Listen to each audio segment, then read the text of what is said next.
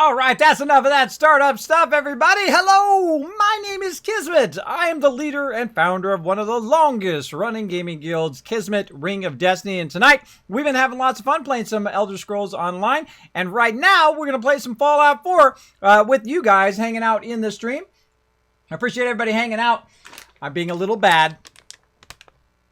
I'm having some milk chocolate pretzels. Sorry, Mayor Dave.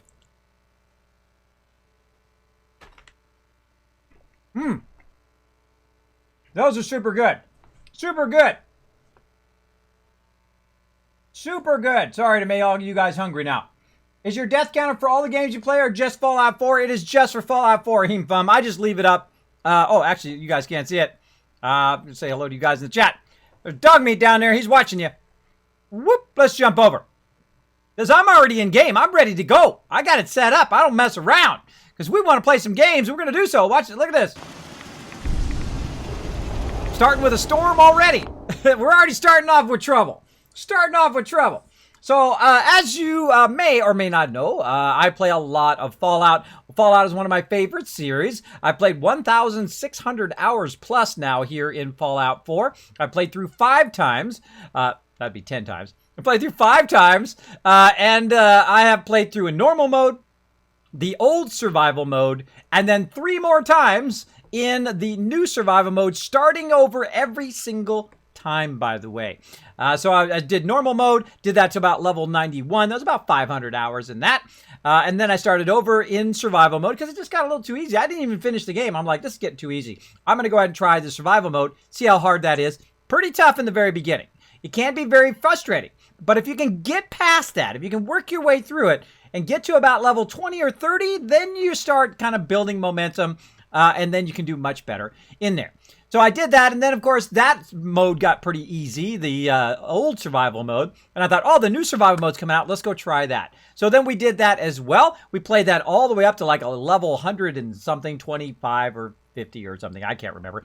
But it was a whole lot of levels, because I don't really watch my levels all that much. I watch how much enjoyment I get out of the game. And then we went ahead and played it some more. As in melee mode. Now, I typically don't do melee. I typically do ranged with my Overseer's Guardian. Once I have the Overseer's Guardian, that's it. I win.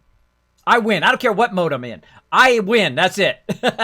Because the combat shotgun, which is basically what it is, and then it's the Overseer's Guardian, so it does 2 shots. Basically is like you just line people up from 200 meters away, right on their forehead, boom, shoot them and they're dead, just like that. It is an incredibly great weapon. Now, there's some other awesome weapons in the game as well, but that's kind of my favorite all-around weapon. There's some better, like, special weapons for certain reasons out there, too. I don't want to spoil any of that for you. But there's a lot of good stuff. Jay Benchcraft says, where's Kismet? I'm right here. Here I am. Thanks for hanging out on the stream, buddy. And I heard somebody drop the dragon hammer. We're going to have to find out who that was. Who was it who dropped the dragon? Sorry for about my coughing, by the way. Still trying to fight off this cough. Who was that awesome person? Who was it?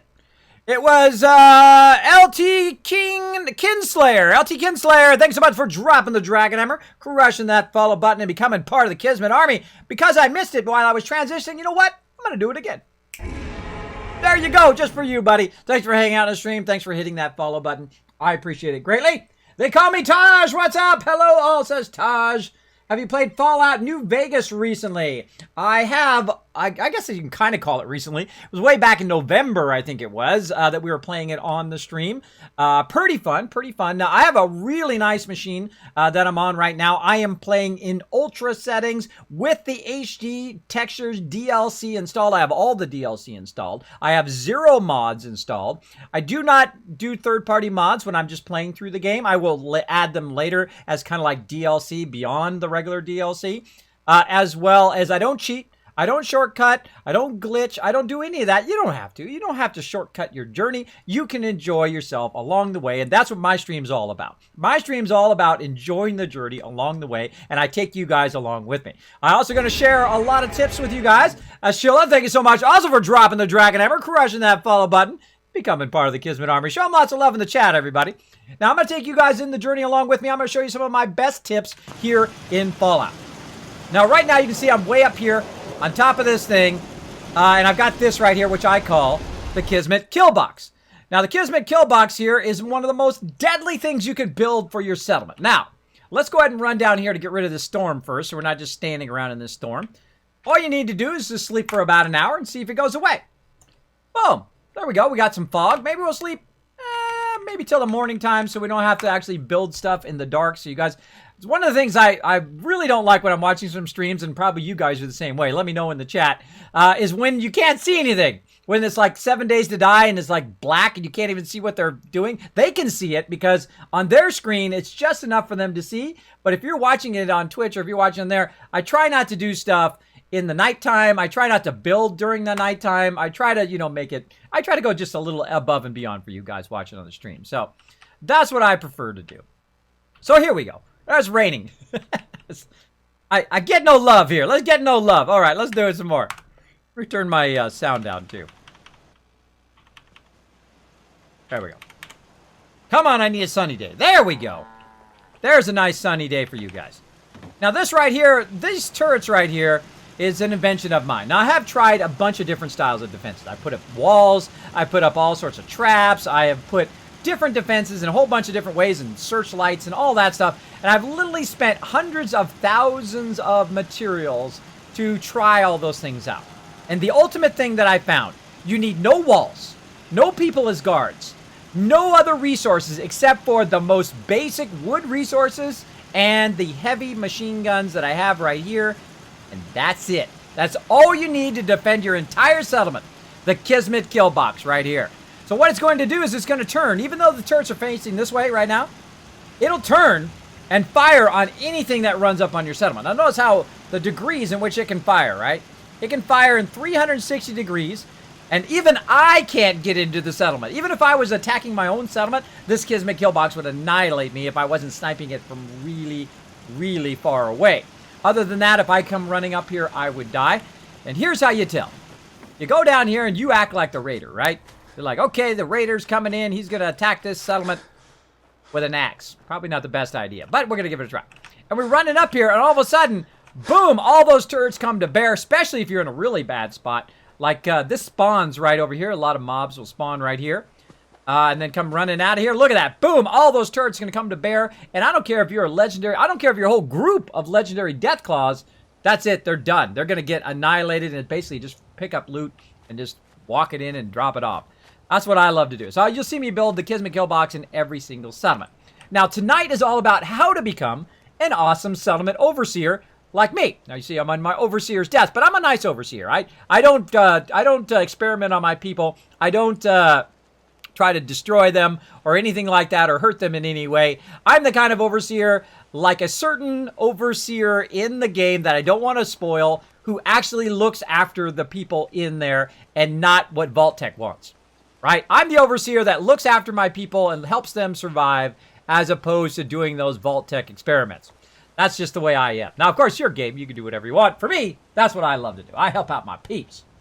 I help out my peeps. Thank you, Crazy. Says, welcome back. Says, welcome back. Now, if you do have a comment or question for me, my name is Kismet. It is right here on my overseer's desk. You just put Kiz, like K-I-S, or K-I-S-M-E-T, like, hi, Kismet, how you doing today? That kind of thing. It'll highlight in red, even attach itself to the top of my chat. It's my favorite thing to do is to interact with you guys as we go along. So if you have any questions on how to do stuff or how to defend your settlements or how to, what all these scavenging stations do, you see, look how many I got. I got a bunch. Yeah, a whole bunch of them. Because I like it to collect free stuff for me.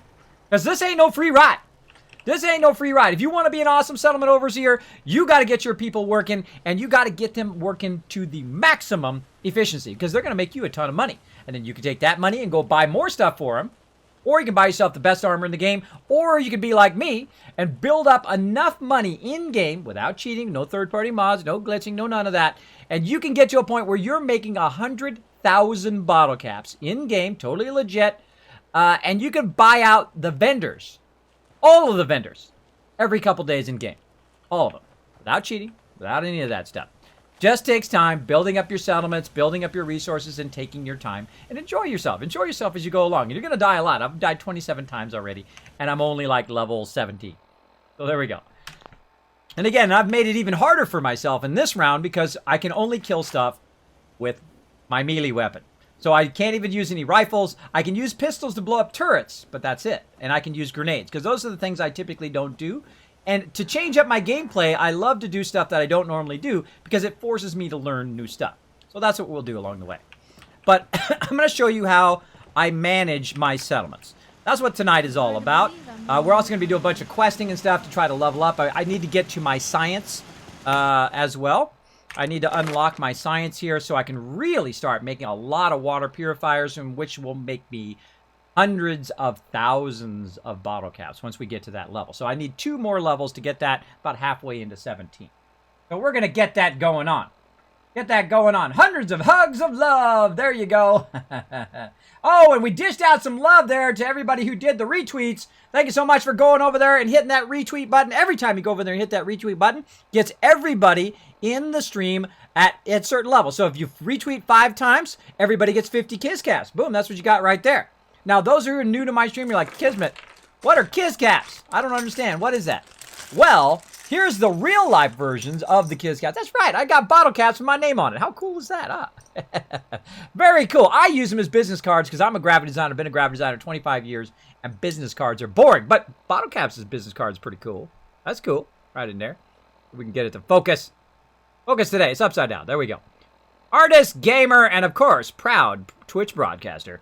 That's me. I love to give these out at TwitchCon. By the way, if you guys are going to be at TwitchCon this year, if you find me or one of my mods, we'll have our shirts on, overburdened with Kiscaps. We'll give you some Kiscaps, and then you can earn Kiscaps here on the stream as well. So just by hanging out here in the stream or retweeting or subscribing on YouTube or following on Twitter, you can earn Kiscaps every single time. Every single time you come on stream. Like right now, we just dished out 50.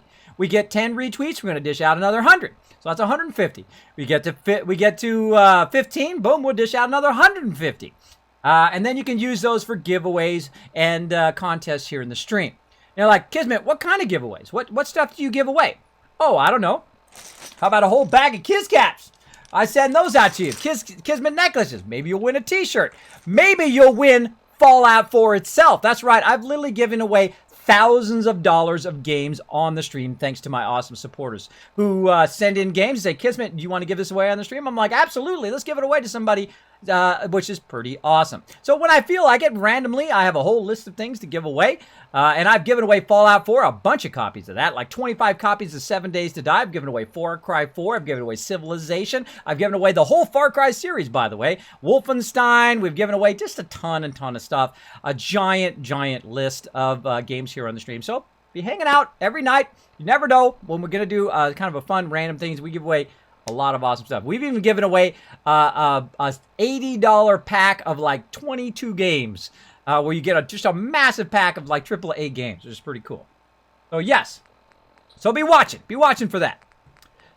So right now we're gonna do. You know what? Hold on. I just thought of something. You guys are pretty awesome. I think I might have to check this list. I might have to give away something tonight. I feel like, you know what? I feel like giving away something right now. That's what I feel like doing. Let's see, what do we got?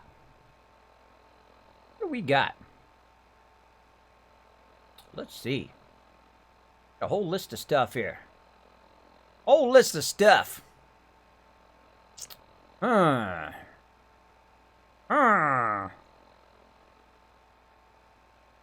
guys wandered in the right time. Gotta remember what I gave away, though. Gotta remember. I don't want to give away something I don't got. I'll get yelled at. All right.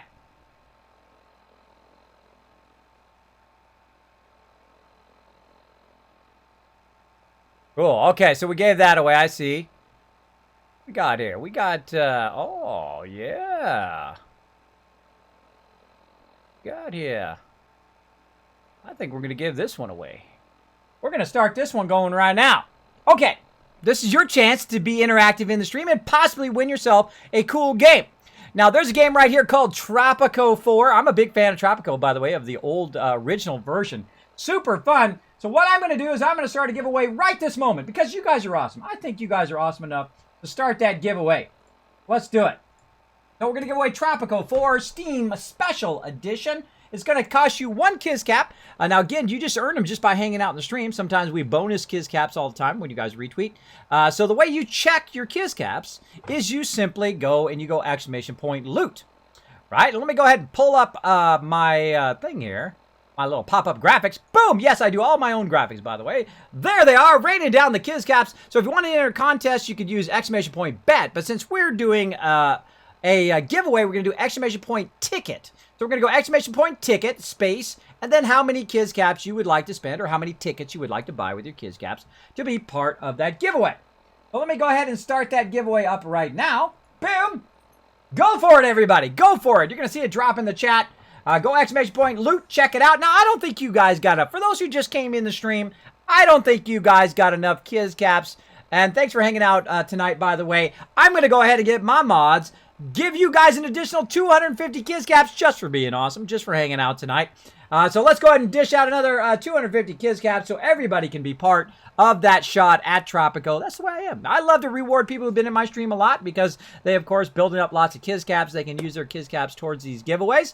But I have had people come in, say, Kismet, I never win anything, bro. I'm new to your thing. I just hit the follow button. I don't have any Kiz Caps. Well, I'm going to dish out a whole bunch of you guys got some. You can be part of it. And I've had people come in, use their Kiz Caps for the contest. I think it was Heemfum, actually, now that I think about it. He came in, he used his Kiz Caps for a contest. He then quadrupled how many he had. He went from like 200 to like 5,000 Kiz Caps. And then he used those Kiz Caps as the giveaway and won the giveaway too. So don't feel like you can't win. You guys have a really awesome chance of winning that tonight. All right, so give it a shot. Give it a shot. !loot to check your loot. And then !ticket and space how many you would like to spend. All right. Thank you, Crazy, for dishing out that 250. So again, we're trying to get to science so we can unlock the ability to do those big, big purifiers. And again, I don't have to do any more defense. That's it. Boom. Ready to go. And I've also optimized all my people using the vault-tec little computer over here. The vault-tec population system, which is pretty awesome. I also need to get my overseer. I think I'll show you guys that tonight as well. And I'll give you a free link to use it in your settlements. Let me see my overseer spreadsheet. I can remember.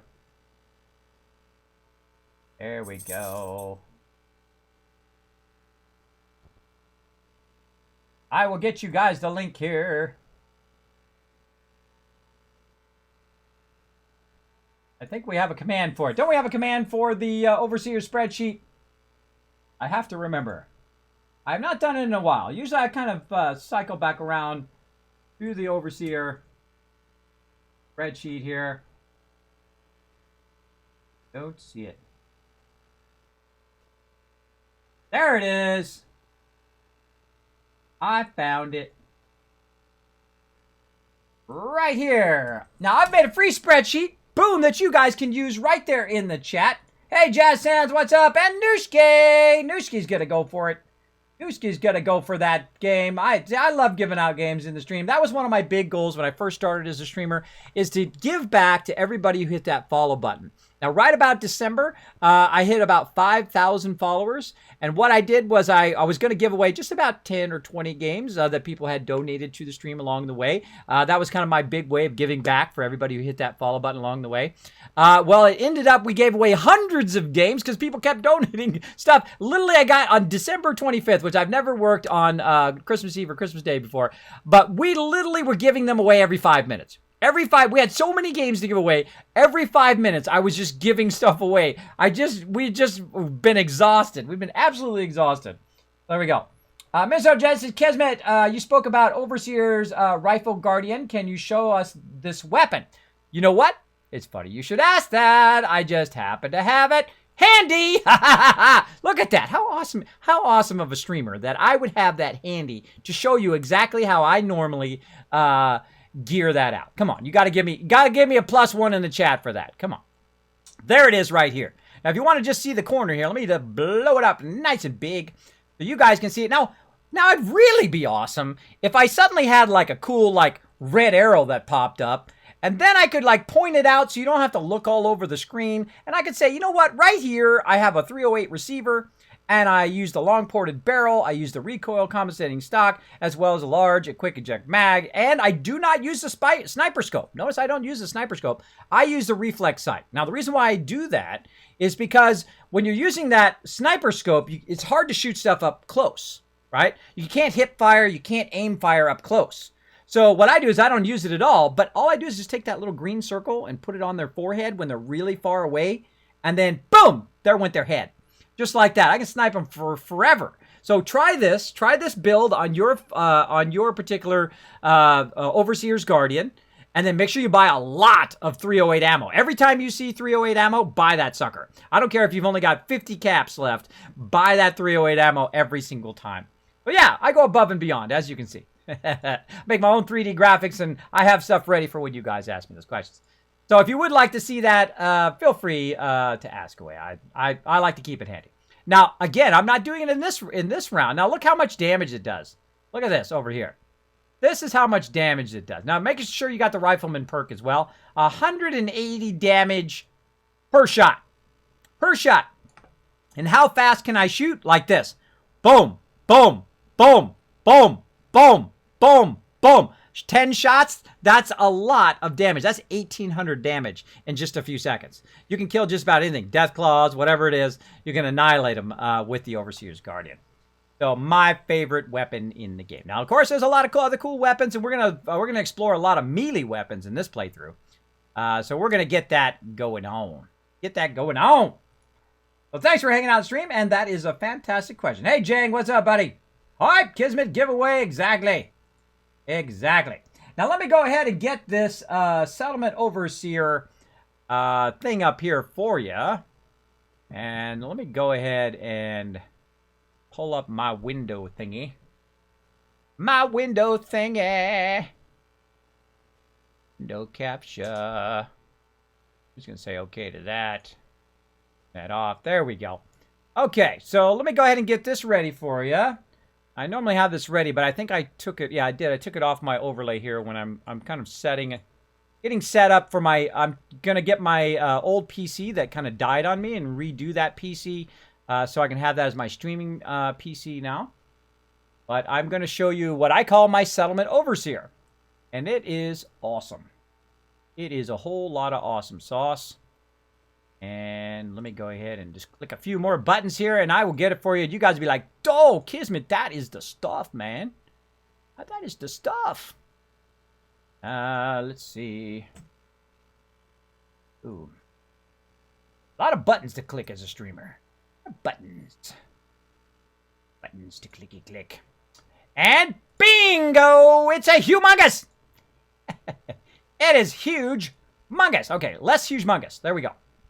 There we go. Now, this is what I call the Settlement Overseer. Yes, I am so hardcore in Fallout and into settlements that I actually made my very own spreadsheet. That's right. Here it is. Now, spoiler alert, by the way. Don't look at the names if you don't want to know the names of all the settlements. Spoiler alert. Spoiler alert there, peeps. Now, I'm going to go ahead and zoom it in a little bit and kind of just take it off to the side a little bit like this. Now, if you notice up here, actually, I got to kind of edit it just a little bit. Go ahead and make it a little bit less cropped on the top there. Say 480. There we go. There we go. Now you see across the top here. And let me get my window, my red arrow out so I can show you this stuff here. About right here, we've got the name. We've got the bell, scrap, trough, kill box, living, artillery, and then I'm gonna go ahead and make this right down here so it'll make it a little bit easier. And then trade center, number of people, food, and water. And then of course, if I scroll, you'll also see that it also has how much power, your minimum defense, what defense you actually need. So this is the minimum defense that you need, and this is how much defense you actually have. How many beds, their happiness, and is the actual settlement at max, and then what is the focus of that particular place. Now, this is all from my last playthrough, so I'm going to go ahead and take all that out of there now. I'm going to go ahead and just clear that. And I'm using a program, I'm using the Google spreadsheet program, by the way. So I'm going to go ahead and cut all that out. Or I should actually probably just do it here. Let's see. Delete values. There we go. All right. So I'm going to go ahead and start here with the one that we're at right now. And let me go ahead and just back out of there. So I want to just put this at the bottom so it doesn't block my overall gameplay here. We're at Sunshine Tidings Co-op right now. Okay? So we're going to start with that one. Now, if you guys like this so far, let me know. Let me know in the chat. I want to see some +1s in there. I want to see some +1s. There we go. Crazy says +1. Wow, very cool, says Minnesota Jason. Exactly. Exactly. Now, again, I'm going to go ahead and put that link in there for you again. There's where you can get it. Now, if you want to get this spreadsheet right here, all you need to do is just kind of go in there. You can't modify mine, obviously. But you just highlight the whole thing. You copy it. You open up Excel or you open up your own Google spreadsheet, and then you just paste it in there, and now you can use it for you. It'll automatically going to do some stuff for you, which I'm going to show you right now. All right? Now, again, you don't have to be this hardcore. If you're not into settlements this much, that's okay. You don't have to do this.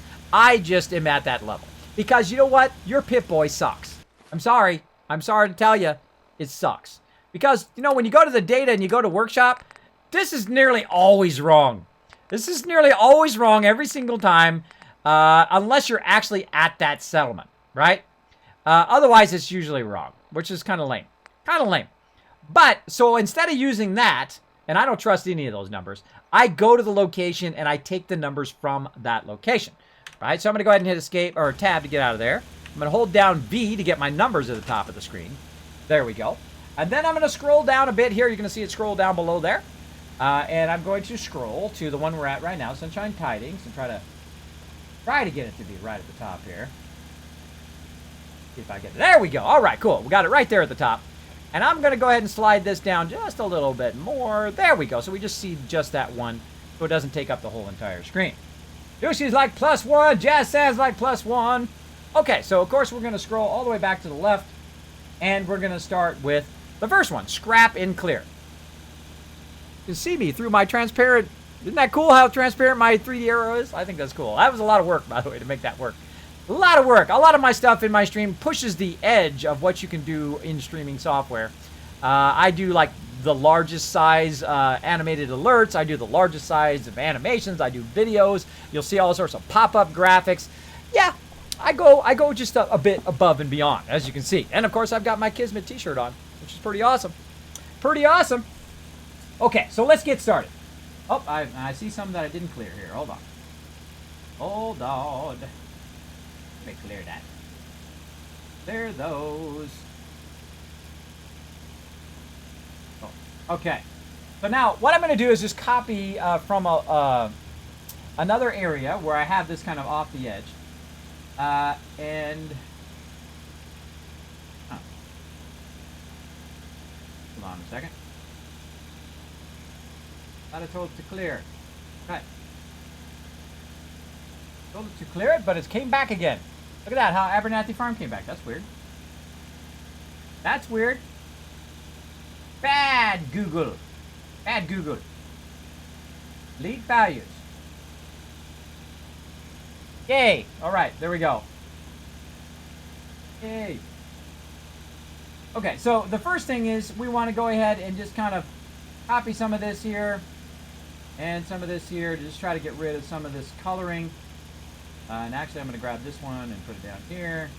You guys can't see this stuff, but I'm just kind of clearing out some of the stuff that's already there. Especially when you guys go in and grab it. Well, you probably want to wait for me to kind of clear it out a little bit so you guys can grab it without all that stuff in your way. Let's go and clear all that out. Like so. There we go. Now, this is what I call the Kismet checklist. Now, when I run that checklist, I'm going to go ahead and make it where I do everything at each one of my settlements that is on this checklist. That's this first part here, okay? So that's the Kismet checklist. The first thing we're going to do, of course, is make sure that we have scrapped and cleared that particular settlement, right? So we're going to look around. We're going to say, okay, did we scrap and clear everything here? Oh, and we went back to Abernathy Farms. Let's scroll back. Scroll back down to Sunshine Tidings. Come on, you're feisty. It's feisty today. There we go.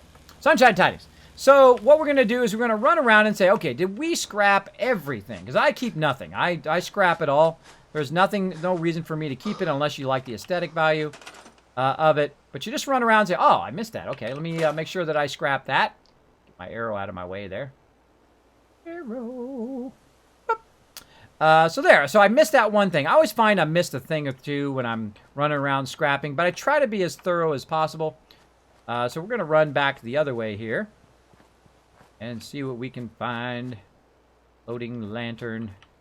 Again, you want to kind of just go around the ground. You want to see if there's anything you can scrap back here. Like if I was really there, I would scrap all these buildings too. I would scrap everything down to the ground and then rebuild from there. That's exactly what I would do. But that's me. Again, you want to go around the back here, see if you missed anything. And I've pretty much done all the rest of it. I've gone into all the buildings and scrapped all of that before.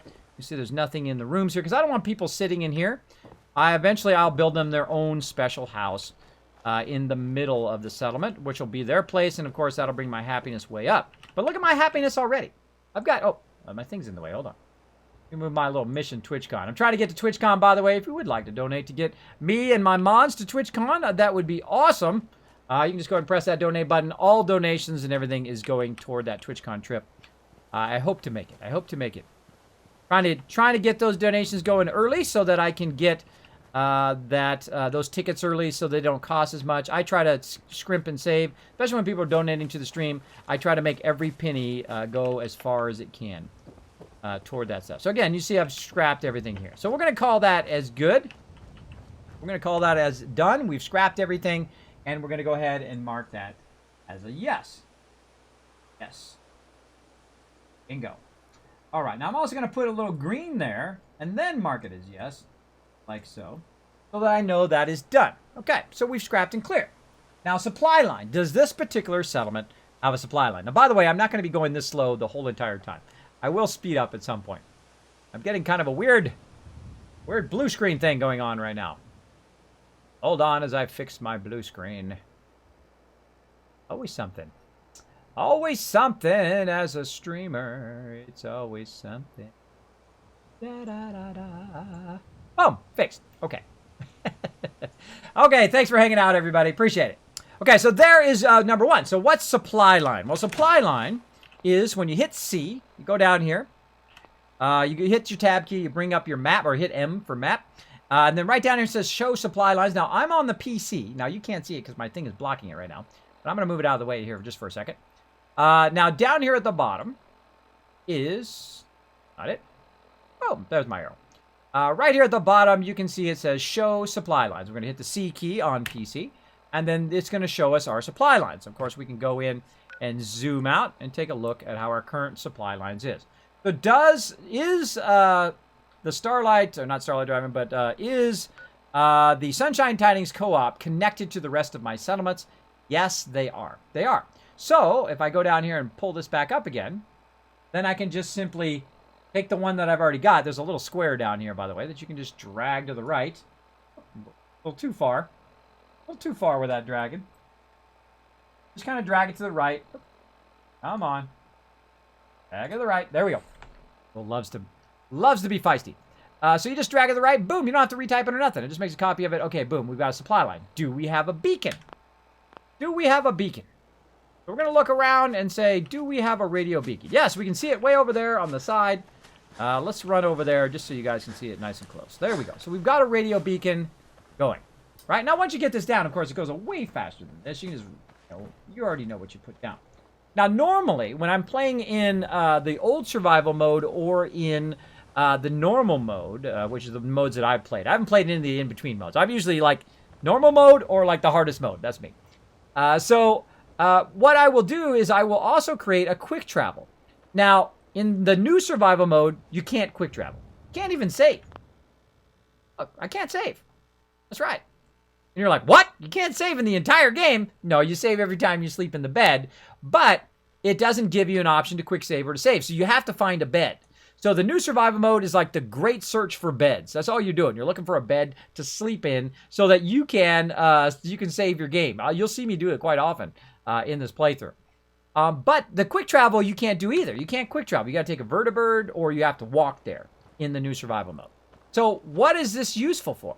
what is the quick travel useful for? Well, one of my followers here on the stream was very, very smart and let me know that the vertibird actually lands where the quick travel is. So it does actually have a use in survival mode.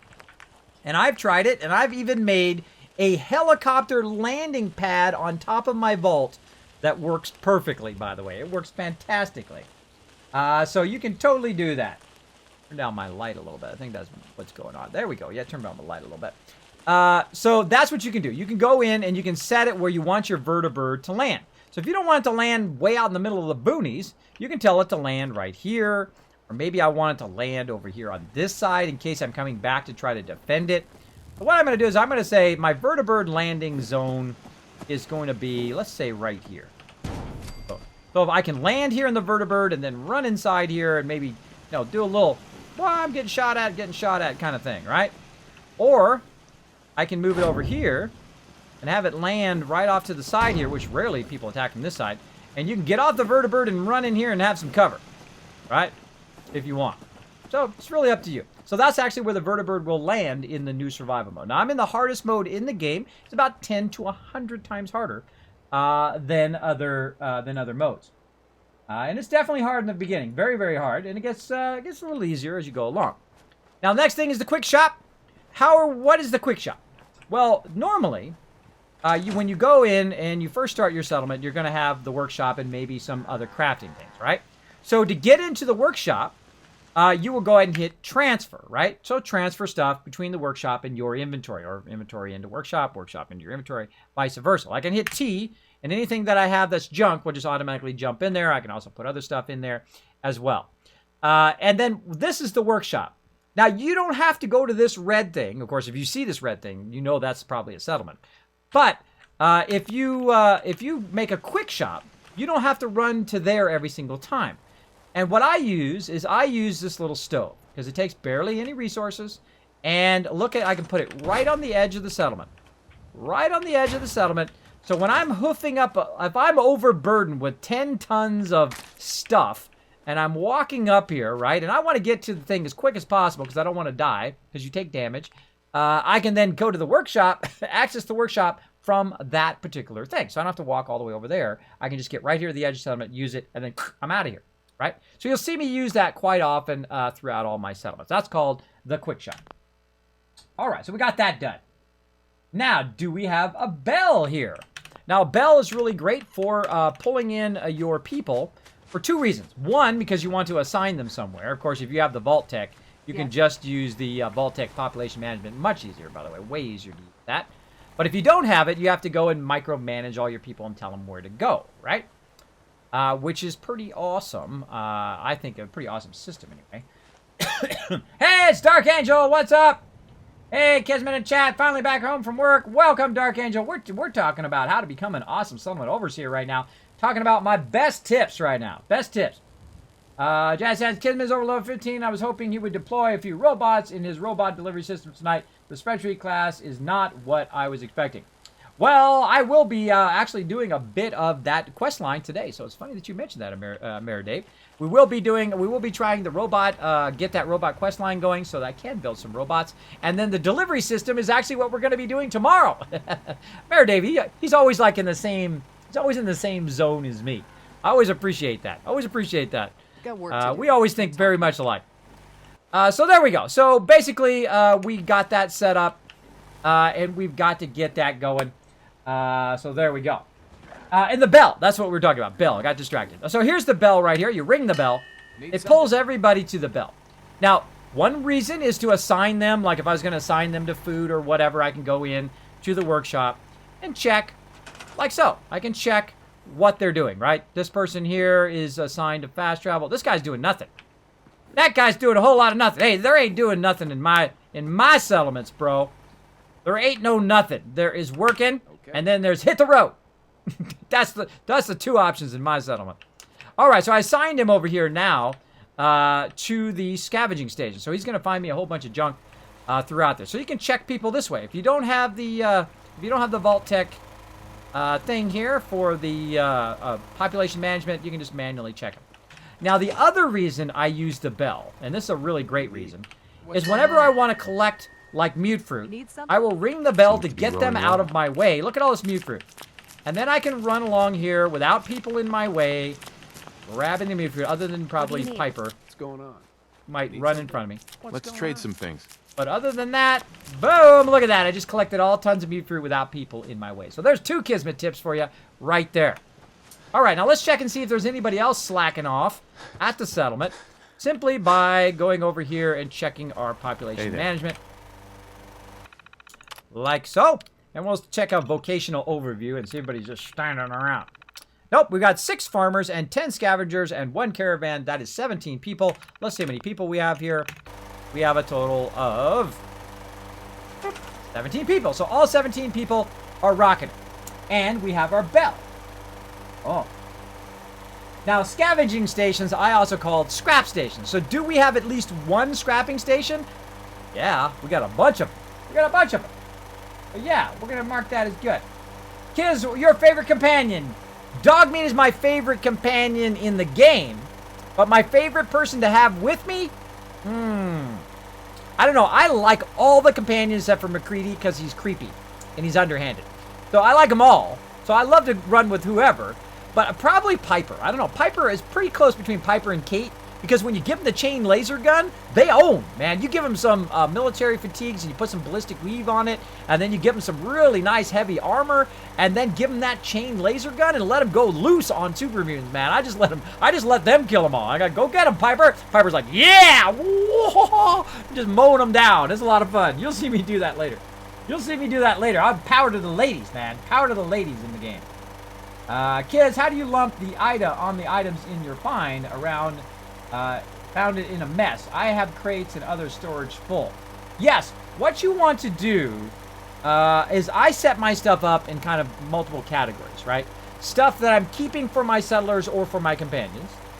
Miscellaneous stuff, you know, all that stuff that builds up in your miscellaneous, like comic books and things like that. And then I have my sell it, get rid of it stuff, right? And then, of course, you have all your junk that, you know, you just put in the workbench and keep in there so you can use for building. All right, so that's kind of like the 4 different areas that I kind of break my stuff up into. Now, especially stuff like dirty water in the new survival mode, I do not put that in the workbench. They will drink it, and it's like the rarest stuff at the beginning of the game. Later in the game, I can just start buying it because I have so many caps. But early in the game, it's very rare, and I try to keep hold of the bottles and dirty water so I can make vegetable soup. Very useful because it's both food and water. So there we go. So we've managed those guys. We're good. Now, did we put our quick travel down? Yes, we did. Oh, we moved it. We moved it instead of dragging it. There we go. Now, we got the scrapping station. We have at least 1 scrapping station at every single settlement. So they're at least collecting you some materials. They're going to collect you a lot of junk. They'll collect you bottles and bones and copper and all of that stuff. They'll collect all that and put it in the workbench for you. You don't have to do nothing. They're going to be doing it for you. So, pretty awesome. Pretty awesome. Pretty awesome sauce. Okay, what's next? The trough. Again, this doesn't take too long. I'm just going to show you just this one settlement, by the way. And then we will just kind of fast track through all the other stuff. Oh, we got stuff for the thing there. Now, the other thing here is the Brahmin feeder. Now, the Brahmin is pretty annoying because they'll be right in your zone all the time. I typically put my Brahmin feeder on this side. Look, there he is. There he is, right on top of the Brahmin feeder. He's out of the way. He's not in your way. He's not where your food is. He's not going to be in the way. And he's fairly protected back here. I might even pin in the Brahmins this time. Because they do kill your Brahmins sometimes. Which is a bummer. It's a bummer. A bummer. So the trough we've got. Now, of course, the number one thing in defense here. I'm going to go ahead and scroll it over here. The number one thing you need for defense, of course, is the Kismet kill box.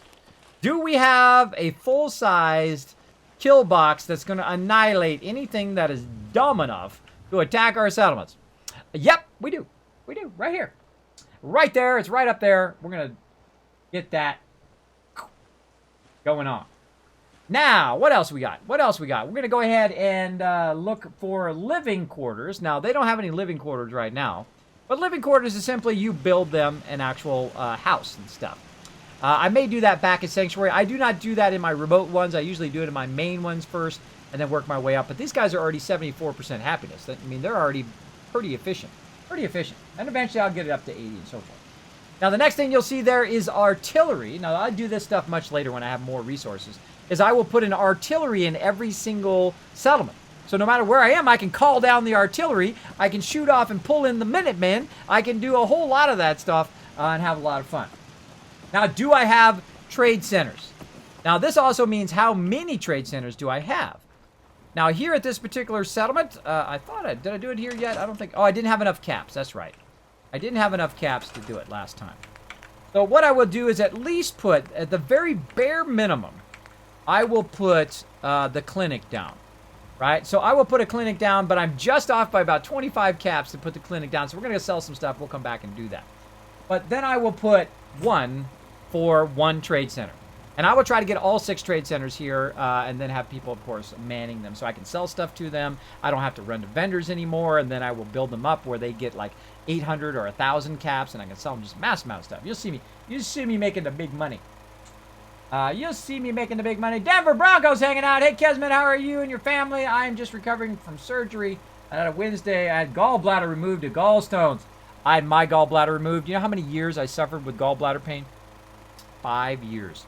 5 years. And I had the kind of gallbladder pain that you could be driving and it would be so intense you would pass out. You'd pass out. I've passed out over 500 times because I was stupid and I was young and I said, no, I don't want it out. I want to be 100% original parts. I don't want it out. So I tried different medicine, which almost gave me a heart attack and almost died from that. And then I went a lot of years, and finally I ended up in the emergency room, which I've been in there many times. Emergency room, and the guy's like, you've got to have that out or you're going to die. So, because I had really bad gallstones as well. So I went in, and it was so dumb of me to go that long. When I look back, I was like, what did I wait so long for, right? You know, you do that kind of stuff in your life. So I went in there, literally I went in there in the afternoon. I said, make this the best one you've ever done to the doctor, because I always ask for that. And then literally by about 5 p.m., they put me to sleep about midday, woke up at 5 p.m. after they'd done whatever. They had cut like 3 holes in me and then taken the gallbladder out. And then the pain was gone. And then never again have I had that pain again. Now, there's some foods I can't eat anymore, like bacon and really spicy food, things like that. But zero pain. So I suffered for 5 years with that. 5 years with that when I could have had that sucker out. I should have just had it out like that. Too bad. Yes, I hear it. You suffered the last 3 years and you're 25. I know. It has to get to a point where you're just like, okay, screw this. I want it out. I want it out. You are going to feel so much better, Denver Broncos. You're going to feel so much better, bro. I would say in about, because you still got your scars and stuff. Sorry, everybody. We're kind of getting into some real life stuff here. I do sometimes talk a little real life. But those scars are going to take a long time to heal, by the way. Sorry to tell you. If they take a while to heal, and you got to put stuff on them and all that stuff to heal. I have one that's on my stomach, a belly button on that stuff. Still after, how many years has it been now? I think it's been, I don't know, 5 or 6 years. I still have those scars. They're still very obvious of those scars. But once you get past that part of your scars, you'll be aching a lot for a while. I'd say 2 to 3 months. You are going to feel so good that you just want to dance and run around all over the place. So I hope you feel so much better, man. I hope you feel so much better. I don't wish that on anybody. That is like the worst pain. And again, I've passed out from that pain so many times, laying face down on my bathroom floor. That is another bad medical issue I've had in my life. That, and then, of course, my issues I have now. But that was so painful. I couldn't go anywhere. I couldn't do anything because I was afraid that pain would come on. I was basically like homebound the whole time. And I could go just, to work and back, and that was about it. But, man, the freedom you have after you get past that pain, man. So big props to you, man. Big props to you manning up, getting it out. And I hope you feel better forever. Better forever, man. You're going to feel so good. You're going to feel so good after that. Kismet is ready for World War III. Exactly. Feel much better, Denver Broncos. We're pulling for you, man. Hey, First 30, thanks for hanging out. It is going awesome. I'm having a great time. We're talking about how to become an awesome settlement overseer. I talk about it from time to time. I haven't talked about it in a really long time, though. I thought we'd get it in here at the beginning of the game. We're talking a bit about how to do the Kismet checklist here. We're going to be done with this just a couple more minutes, and then we're going to get out there and do some questing. Because we want to try to get the robot quest done today so that we can start building those robots. Probably tomorrow we'll get into doing the Kismet robot delivery system on how to send robots to different locations with all of your stuff. It works fantastically. I have a lot of stuff. I have a lot of awesome tips to share with you guys. So yes, thanks for hanging out in the stream. Appreciate it. Kids, I work in post-surgery at Minnesota Hospital. Glad your pain is better for both you and Denver. Gallbladders come out easy. Large surgery has come a long way. Yeah, it has. I mean, literally, I just went. It was an outpatient surgery. I went in there, had it done, was fine, and then never had that pain again. It was so dumb. And again, I went to this doctor. Let me back up again. A little bit more story time here. I went to this doctor and he gave me these pills, right? And he said, well, these pills, you know, they're experimental or whatever. Mr. Goldfire, thanks so much for dropping the Dragon Hammer, crushing that follow button right over there. With Thion becoming part of the Kismet Army. Let's show him some love in the chat, everybody. So I'd gone in there and I got these pills, right? That would help. And it actually helped a little bit, but I still had I still have that gallbladder problem coming on all the time and all the pain and all of that. But it just wouldn't be as often. It'd be like, instead of being 7 days a week, it would be 3 days a week, right? So, but it made me feel like I was going to have a heart attack all the time. It made me feel like I was going to die. So what I did is like, I can't handle this. I got to cut these in half. So I started cutting them in half without telling my doctor. So I started having them in half, and that worked a bit better, right? And it still was about 3 days a week. I would still have gallbladder pain to the point of passing out. Like I'd end up on my floor in my bathroom, and I would pass out after about 5 hours of excruciating pain. Because that's just how I thought I was going to live now, which really sucked. So eventually, I go in for a routine checkup with my doctor, my other doctor, who had given me these pills. And he's like, oh, yeah, they recalled those. People were having heart attacks with those. Dodged the Reaper. I dodged the Reaper on that one just because I had thought, you know what, I'm going to die from these and cut those in half. I think that I would have been dead by now. I would have totally been dead from those pills. So I, of course, gave my doctor some words because he didn't bother to call me and tell me that I could potentially die from these pills that he gave me. And I said, I'm never coming to you again, bro. You think you could have gave me a courtesy call? How long ago did you find this out? Well, they had found it out months and months ago. Didn't bother to call me. Didn't bother to call up their patients and tell them that people were having heart attacks on that medicine. Didn't bother. I'm like, you're the worst doctor ever, man. I'm out of here. So, and then of course, about a month or two later, after I stopped those pills, then I just got to such a level I had to have it out, and I felt so much better. Felt so much better. But of course, check with your doctor. Make sure that it's the right thing for you. I'm not telling you what to do. It's your life. They're your decisions. They're all on you. There you go. There you go. There you go. So yeah, it feels so much better. Feels so much better. And it's really not that bad of a surgery. It's really not. It's just a bummer that you have the scars forever, though. That you have the scars forever. Kids, my surgery was 2.5 hours. Recovery time was about 2.5. I was so high from the anesthetic. They wanted to be safe and keep me in. I was okay to walk. Yeah, that's why they kept me till 5. I was there for about 5 hours because the girl asked me, she goes, do you smoke? I go, no, don't smoke. She goes, do you drink? And I said, no, don't drink. She's like, you don't drink? Really?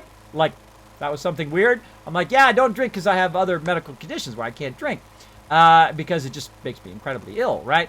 And she's like, oh, okay. It's just really weird that she's like, no, you don't? And I'm just expecting her to go around the corner and like have a thing of, you know, Jack Daniels. And I'm like, is she drinking on the job? Is that why she's asking me? Is she asking me, do I want to drink? What? It was like that kind of awkward moment, right? I'm like, are you offering me some Jack Daniels? Is that what you're offering me or what? It was just one of those weird moments. I thought it was funny. Kids, Urosol is the meds commonly given. Yeah, I don't know what this was. I don't even remember what it was. It was a lot of years ago. It was about 5 years ago. But man, it was like I was going to die. I was going to totally die from that. And then my wife said that I wanted to go and get a hamburger afterwards. I don't remember any of that. So I want a hamburger. I want a hamburger. I want to go get a hamburger right now. And it was like, she was like, okay, whatever. Because, hey, you know, I'm a gallbladder. I can have a hamburger now. So there you go. There you go. It's my reward. Right after surgery, too. I go ahead and have a hamburger. There you go. Yes, I am alive. I've dodged a bullet a few times. I just dodged a bullet recently. I went into like a little mini coma because of my sleep apnea. I don't get that good of sleep. I only get about an hour or two worth a night. Now, I sleep for 8 hours, but I only get about an hour's worth of sleep. And I went about 3.5 years doing that, and then, of course, I had a total shutdown. So I went to sleep on Friday, woke up on Sunday afternoon, and I did not wake up at all. I was completely out of it. My wife was watching me to make sure I was still alive. And I lasted all the way till Sunday afternoon. I woke up, and I don't remember nothing. I don't remember anything. I never woke up. I was totally out. And when I woke up, I felt so good. I feel really great now. I'm feeling so much better after resting very heavily and kind of catching up on a lot of that sleep I guess I've missed all this time. But I dodged the Reaper again. And there's a few times, you know, when you're young, you're in your 20s, you're doing crazy stuff like you're sea-dooing down the sandbars in the middle of the river, and you're not supposed to be going that way because, you know, you could hit the sandbar and then, like, instantly die because you're going at, like, 60 miles an hour in a sea-doo. That's me when I was in my 20s. I've done a lot of that dodging the Reaper. And I'm still going, and I'm not giving up. Let's keep going. Let's keep going, everybody. Okay. Getting sidetracked with the real-life stuff. But I know you guys love my real-life stories from time to time. Okay, so there we go. We got one trade painter. Now, how many people do we have here at this settlement? Now, we're going to get into the actual specs of this settlement. Now, there's a much better way to do this, by the way, than to rely on your Pip-Boy. Your Pip-Boy sucks for this, because it's usually always wrong. Okay, so we're going to go 17 people. We've got 36 food, 18 water, and power we have 3. Now, right here under minimum defense, right? Minimum defense. I don't know why my minimum defense isn't working. Probably because I cleared the calculation. So what we're going to do is we're going to go ahead and add a calculation here. Oh, go back. Back. Now I'm going to show you how I do my calculations. Scroll down one more. There we go. All I do is I go like this. I say equals, right? That's how you start a calculation in most spreadsheets. And I say food plus water, right? Come on. Oh, in here you have to do sum. Some of them you just do equals, and here you have to do sum, because Google's like that. Google's just like that. Food plus water. Food plus Google you sum. All right. Food plus water. There we go. So you just say sum, food plus water. T-Clay, drop the dragon hammer, crush that follow button, and became part of the Kismet army. Welcome. Show them some love in the chat, everybody. Show them some love. So basically what you do is you just tell it to add the food and water together, right? That's easy. That's easy. You guys can understand that. And then that says that we need at least 54 defense here at this particular settlement to reduce the chance of it getting attacked, right? So you guys don't have to run over here every 5 seconds and try to defend this darn settlement, right? So what do we need? 54. How much do we have? We have, right up there at the top, 72. So we got plenty. 72. So we'll add that in to defense. Now, how many beds do we need? Well, we need as many as people we have. We have 17 people, so we need at least 17 beds. Now, I always add an extra 1 or 2 for, you know, more people who might show up. Or I add an extra 1 for myself, right? So that if everybody's sleeping, I'll have 1 at least for me. So right now, we, of course, have 18 beds, and we're currently at 74% happiness. Now, happiness is one of the greatest things to track, because you don't really know if your happiness went up or down with your Pip-Boy, right? It doesn't. If you were here and it was 50, and you leave and you come back and you're like, was it 50 the last time I was there, or was that a different settlement? Or was it 60 the last time I was here, right? You won't know. But if you use the spreadsheet, the next time you come here and update your numbers, you'll be like, it was 50 before, and now it's 74, right? Or it's 74 now, and now it's 76 or 80, right? So you'll know when it changes. You'll know if what you're doing in your settlement has an effect. And if there's only one thing you learn in my stream, that is an awesome one. That is an awesome one. Now, again, does anyone want to bring me some AA batteries? Oh, no! No, not the X-Bay controller. That's why I hate wireless mouses, by the way. Because right in the middle of your most epic battle you've ever been in, and you're just owning everybody, and they're just getting destroyed, it comes up and says, warning, battery low, and then instantly dies. It doesn't tell you that your battery's going to die in 10 minutes from now. It tells you your battery's going to die right now. And then you're like, get killed, and then you like, moment over. I've had that happen to me many times. That's why I hate wireless mouses. There's only one wireless mouse that I like. And I used to have one much like this one a long time ago. And that is the Razer Naga Epic right here. It is awesome. It is the best wireless mouse I've had. Now, of course, it also comes with a wired thing. You don't have to, you can, if your battery dies on this, you can just plug it in. It also comes with a really cool stand. Oh, I can pull it up here. Comes with a cool stand. Take it. Put your mouse in there, and it charges it. It's got little connectors to charge your mouse. That's cool. Now, the hardest thing is to remember to take your mouse and put it in that thing, because I've forgotten so many times now.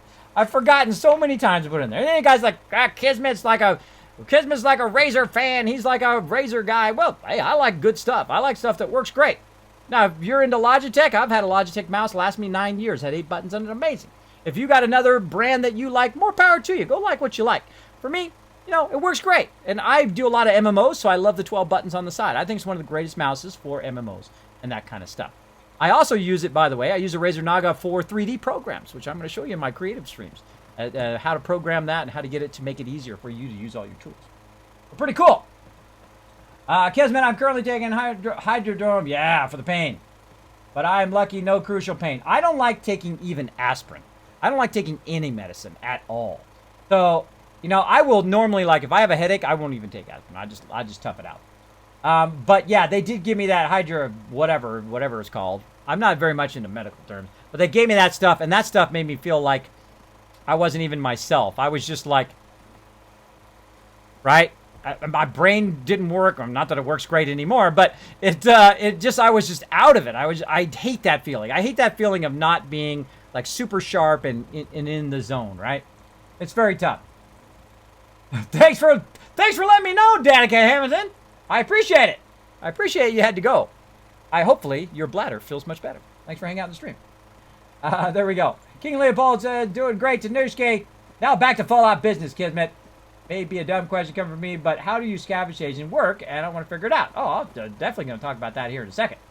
We're going to talk about that here in a second. Great question. We will answer that question right now. Okay, so we'll come back and do the first aid stations later on. And it says max over here. Oh, I got to scroll so you guys can see that. And it says max way over there, way over on that side. That means, is this bar in the upper right-hand corner? And you're like, what do you mean upper right-hand corner, Kismet? I sure wish you had a cool, like, 3D arrow that popped up like this. And then you can just point it out. Wouldn't that be awesome? I sure would be. So what you do is this right here tells you, basically when it gets all the way to the right side, tells you that you can't build anything else. That's what this max means down here. Who's hosted? It's Compton! Thank you so much for that, host Compton. Long-time supporter of the stream and awesome guy. Show him some love in the chat, everybody. Thanks for that, nuking the stream, showing that host love. So right here, that means that's this right here. So when your size reaches maximum, you can't build anything else at that settlement. Just write yes there and you're done. Now what's the focus of this particular settlement? It is going to be food. It's specifically mute fruit. So I'm going to go ahead and just write some mute in there. Mute. Now I can type it all the way out, but I just put mute. I know what it is. Well, there we go. Now, another thing that you can't see, and actually maybe I can shrink it down a little bit and we'll show it here. I'll just move it over. I'll move it over here so you guys can see it. La, la, la, la, la, la, la. Is the income and the notes. And these are the last two things, by the way, for those who've been hanging in here and going, come on, Kismet, do some questing. I will get to it. Isaiah, thanks so much for dropping the Dragon Hammer. And Duncan Hamilton also dropping the Dragon Hammer. Crushing the follow button. Watch this. You didn't... Isaiah is going to come up next. That's why they call me Kismet. I can tell the future. Ready? What? 2, ready? Come on. There you go. Amazing, huh? Thank you both for dropping the Dragon Hammer, crushing that follow button, becoming part of the Kismet Army. Welcome. Show them some love in the chat, everybody. Show them some love.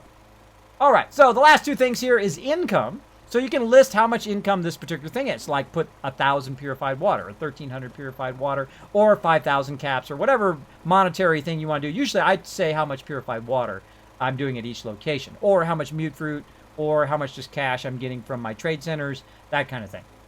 And notes where your companions are located, right? Because you're like, where did I send what's his face? Preston. Where did I send Preston? Because I got to go find Preston and get another quest from him. Or I might need to turn one in, though you'll see that on your map. But that's what I do with this kind of notes over here. It tells me where people are. Now, right now, we've got some people at the Starlight Drive-In. So I'm going to go ahead and just use that one here. One more down here. There we go. So the Starlight Drive-In. And I'll go ahead and pull it over here so you can see that's the one. Starlight Drive-In. Right over here. Starlight Drive-In. And the people we have at the Starlight Drive-In right now is... We have Preston there. Mr. Handy, as I like to call. Cogsworth. You can call him Cogsworth, too. And Mr. Handy and... who else we have over there? Sturgis. I'm just gonna go Sturgis, there we go. And then we can also go up and say, okay, who do we have at Sanctuary? Who do we have at Sanctuary? The other direction. There we go. Who do we have at Sanctuary? We have dog meats. Alright. And again, you can go through and list all your companions so you know where they're at. Now, one of the things I also do at the Starlight Drive-In here, I also have what is her name? Brain freeze. Get out there. There we go. I also have, can't remember her name. Just walking around right here. Stays hidden forever. Piper. Name went out of my head. I also have Piper stationed there as well. So if Piper gets downed and I don't give her a stem pack, because that's what happens in the survival mode, what'll happen is she will jump back. She will jump back to the Starlight Drive-In. So if I assign them somewhere, like if I say, go over here to this settlement, that'll be their new home. If you don't do that, what happens is they jump back to the original place that you found them. Like a great example is dog meat, right? If you get dog meat, and then you go out and he gets downed and you don't give him a stem pack. It never changes. And you don't give him a stem pack, what he'll do is he'll jump back to Red Rocket. You run back to Red Rocket, you get him. But if you don't want to have to run back to Red Rocket every time, you say, you get him as a companion, you dismiss him, and you say, go to the drive-in. Then once he goes to the drive-in, that is his new home. Or if you send him to Sanctuary, that'll be his new home. Then when you go get him as your companion, you're out and about, he gets down, you don't have a stem pack, he jumps back, he'll jump back to Sanctuary, or he'll jump back to the drive-in or wherever you last set him. So there is an amazing Kismet tip for you, not only to use the Overseer's settlement here, or the Settlement Overseer spreadsheet, but also to note where they're at, and also to make sure to get them as your companion, and then dismiss them or tell them to go to a very specific settlement so that you know where they are and that you don't have to run all the way back to Sanctuary to get them every single time, or all the way to Diamond City to get Piper every time, right? I don't have to run to Diamond City to get Piper. I just run to the drive-in, I get Piper, right? Because I assigned her there.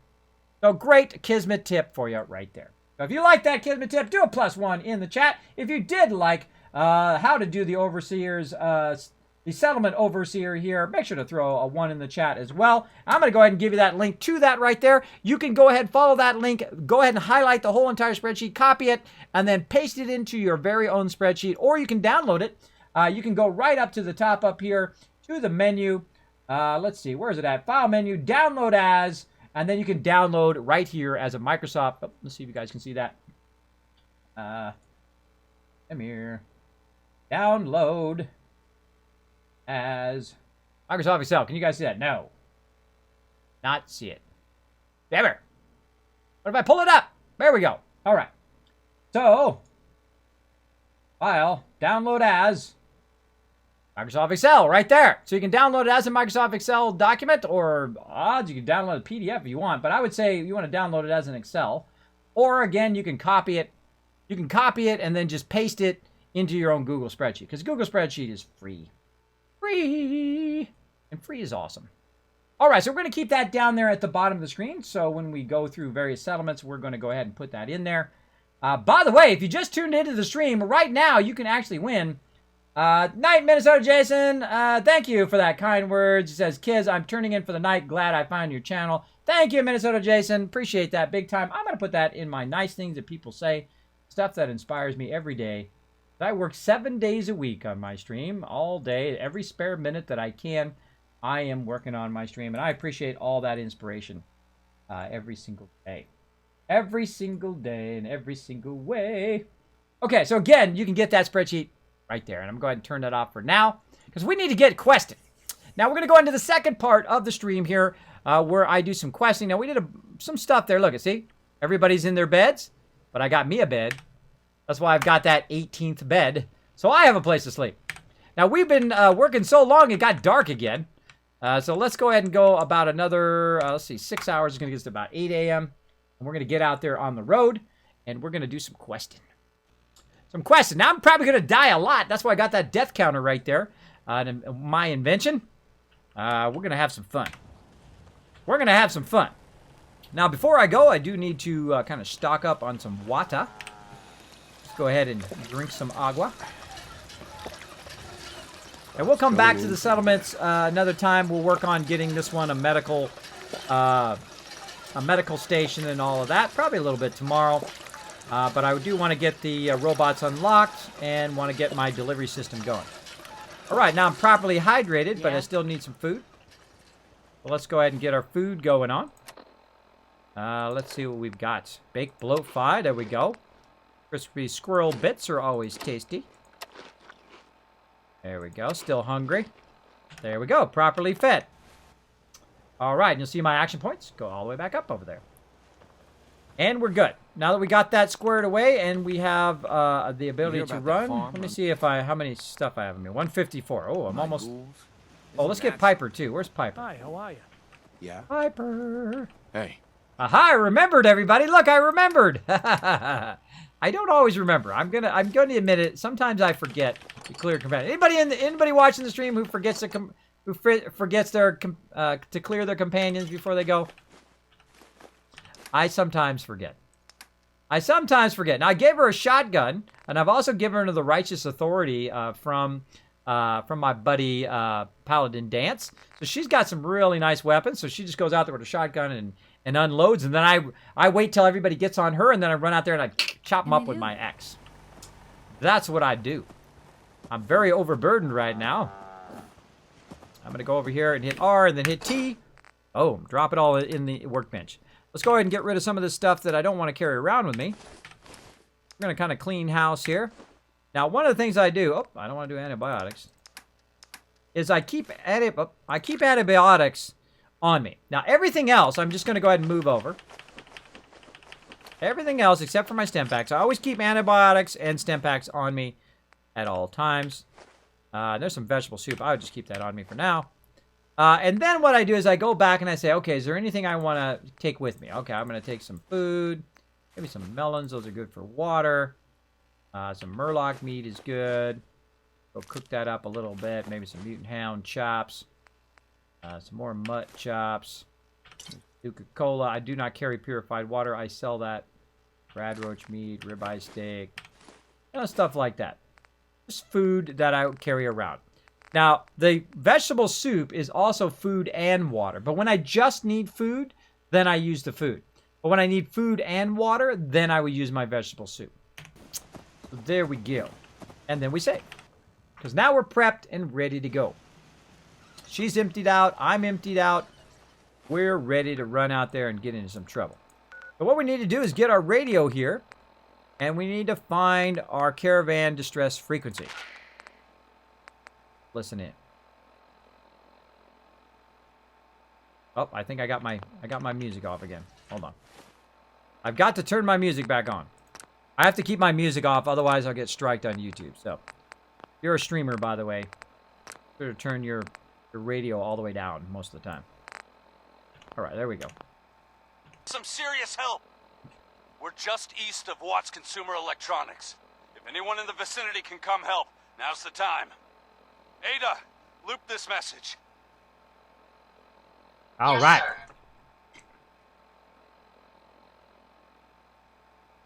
There we go. We listened to the distract signal. We found out where it's at here. Again, this is part of the Automatron quest line. And we're going to go ahead and see if we can find it. We got to support the Brotherhood Recon Signal. Where is it at? Thought it was up here around just somewhere. Where is it? I don't have it tracked, probably. I don't have it tracked. Let's get it tracked. Find the caravan. Show on map. There we go. Where I am. That's where I am. Oh. Move marker. Okay. Yeah, I gotta remember where that's at.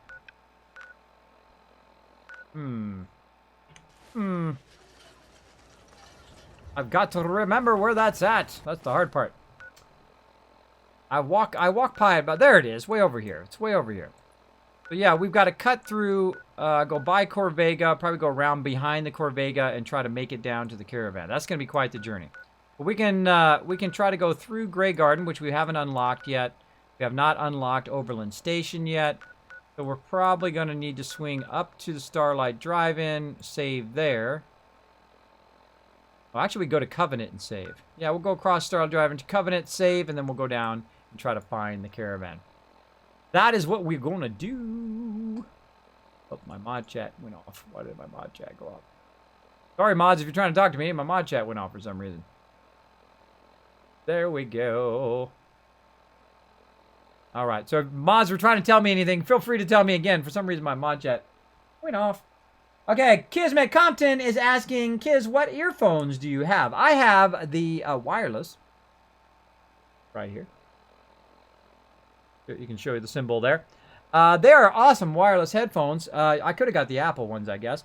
But those are like $200. These are like $100. And they work perfectly. They're great for running, too, so you can put them around the back of your ear and have them, just put them in like this. So when you're running or whatever, like when I'm on the treadmill, I will use these headphones. They're great. But when I'm streaming, I just put them in my ears so I can take them out if I need to. But they are called the Jaybird X2s. They're really great. They're awesome on Amazon. I don't know, did I put those in my down below my stream? Forget if I had put them down there. Let me check. Let me check if I put them down. If not, I will add them down there because I do get that question quite often. Quite often. Yeah.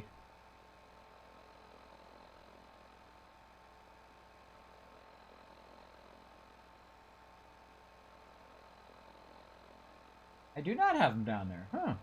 Oh, no, I do. I do. Under gaming gear. Yes, they're down below the stream under gaming gear. If you just go ahead and click on that link, it'll take you right to them.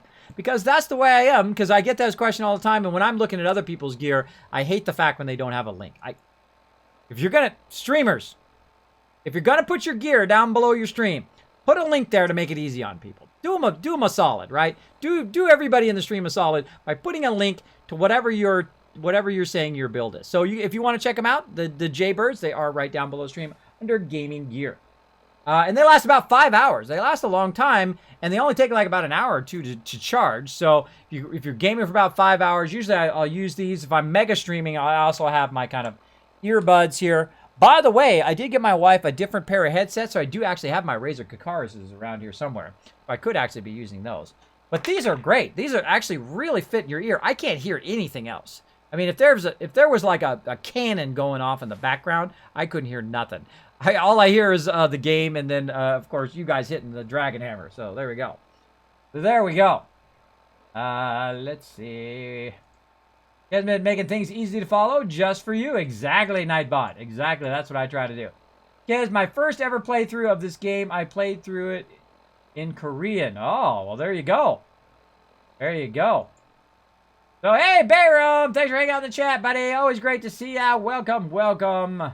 Welcome, everybody. We're having an awesome Saturday night. We are ruling this baby. We are ruling this baby. I'm showing you guys some of my best tips on using, organizing your settlements and getting your settlements rocking and rolling.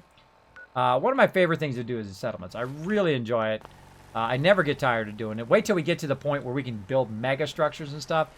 That's one of my favorite moments in the game, other than the storyline and going around blasting stuff, is getting that moment where you can just build giant settlements. It's so cool. All your hard work pays off. All your hard work pays off. Okay, so we've got to go way over here. So we've got to get back to Starlight Drive-In. We've got to get over to Covenant. We'll save there. Then we'll go down there. We've also got to clear out Taffington Boathouse. So we might do Taffington Boathouse and then swing down. As honest as Let's do it. Let's do it. Let's hit the road, peeps. Now, did we save? I think we did. But every time I'm about to leave, I always like, yes, did I save or did I not save? Just take an extra minute to save. There we go. Come on, Piper. We're out of here. There's a story here. We'll find it. No stories now. Come on, let's hit the road. Let's hit the road. Oh, wait. I see some evil ahead. Let's kill that evil.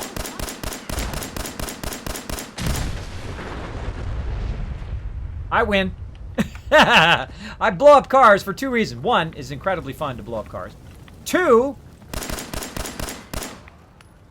Piper, Hey, get out of here. What you got for me? You're gonna get your face exploded.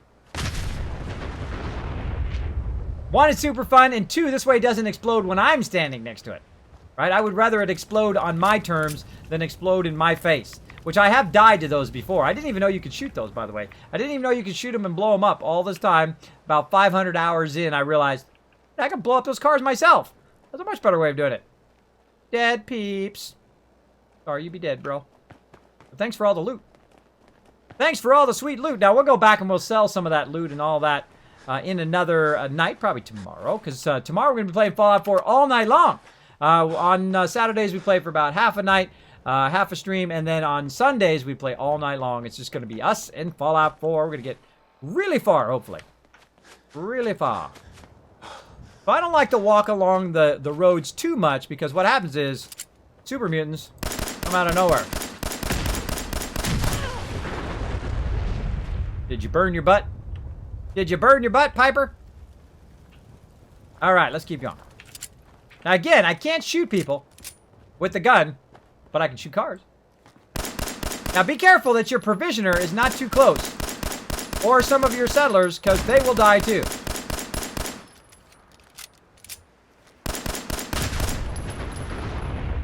And there we go.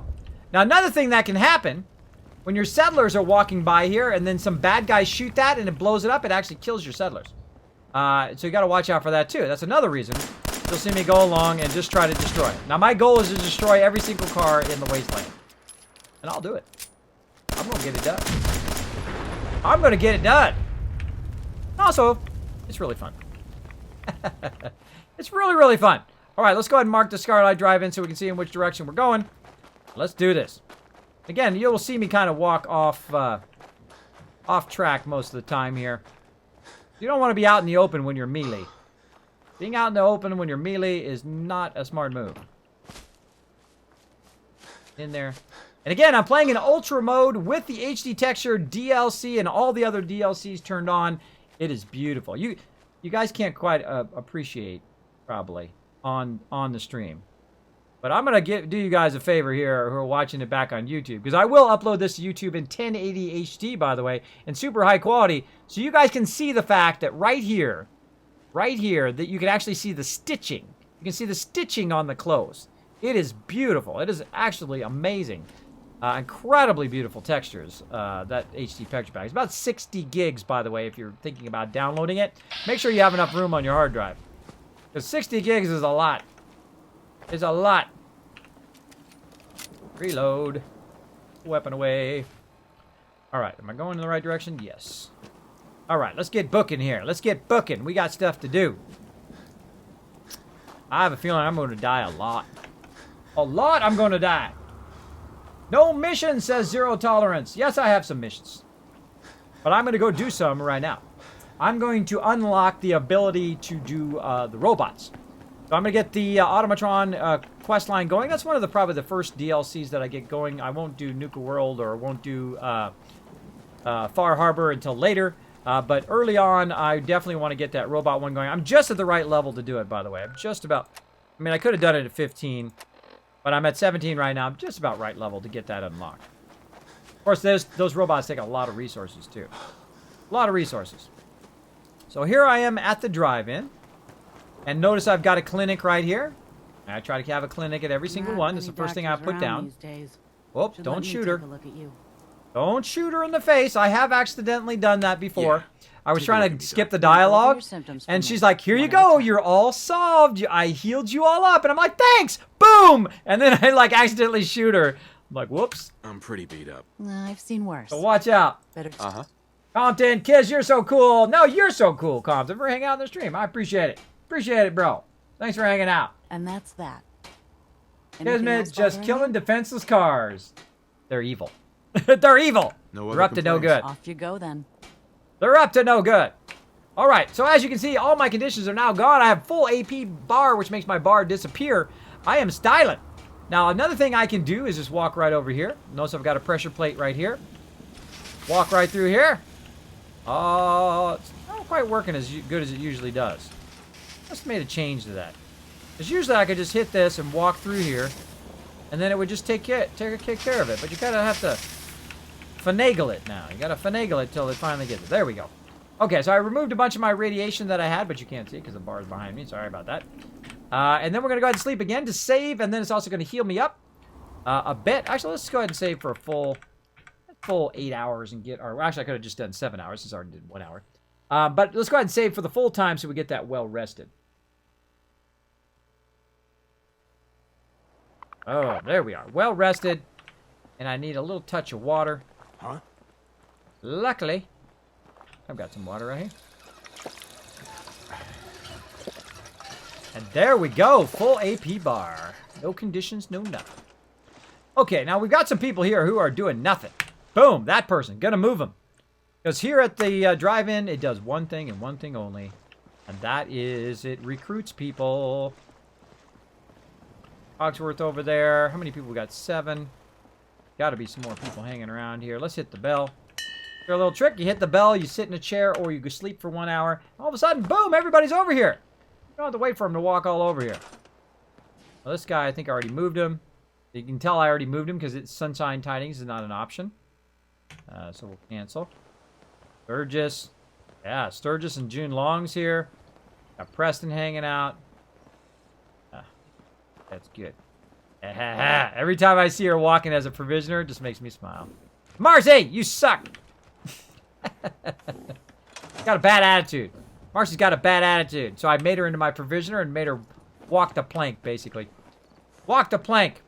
Oh, this is probably a bad place for my Brahmin, actually. It's a really bad place for Brahmin. Hey, Brahmin, get away from that thing. I gotta move you. Gotta move you. I move you. You're gonna die.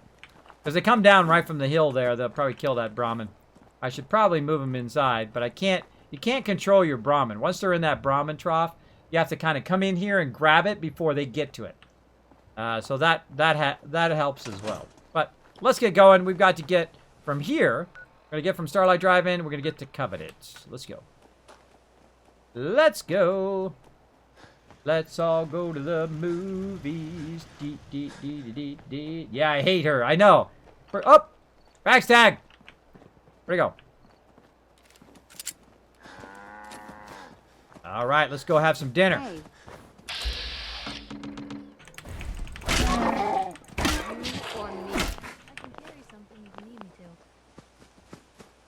Dinner is served.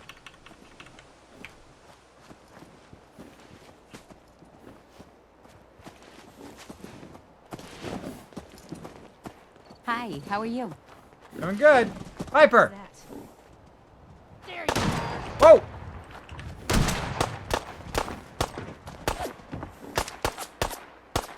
Piper, get the heck out of me. Vanished. Heck out of me, Piper.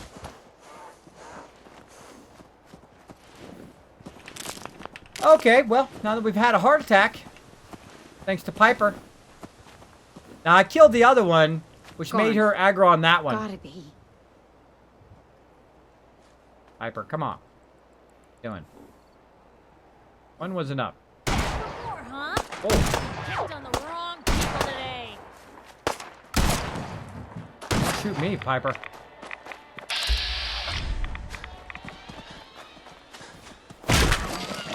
Oh, spinning back move. That was cool. I don't think I've ever seen that If before. there's anything I can do to lighten the load. Yeah, stop shooting You know, stuff. If you need anything proofread. Gun away, Piper. Come on. Go, we got things to do. We got things to do. You're distracting me from my things. Distracting me. Come on, we gotta go. Going this way.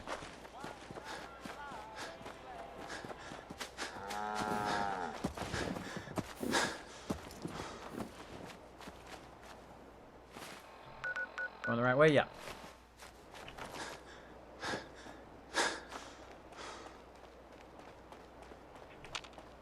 Hit Q just in case we're going to run into some mines.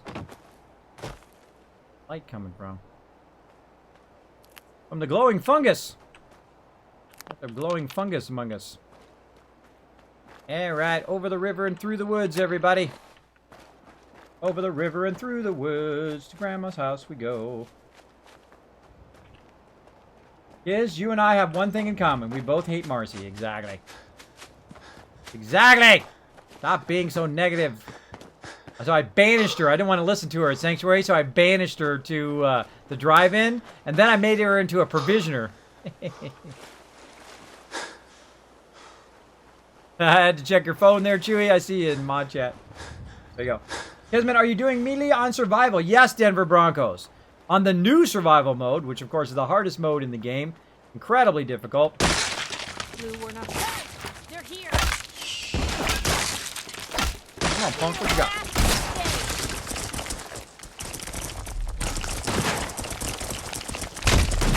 Ah! Got my leg.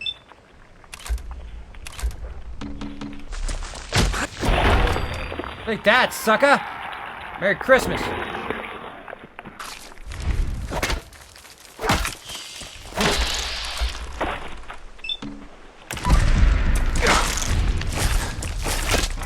Get him! Hurry! Get him! Hurry! No!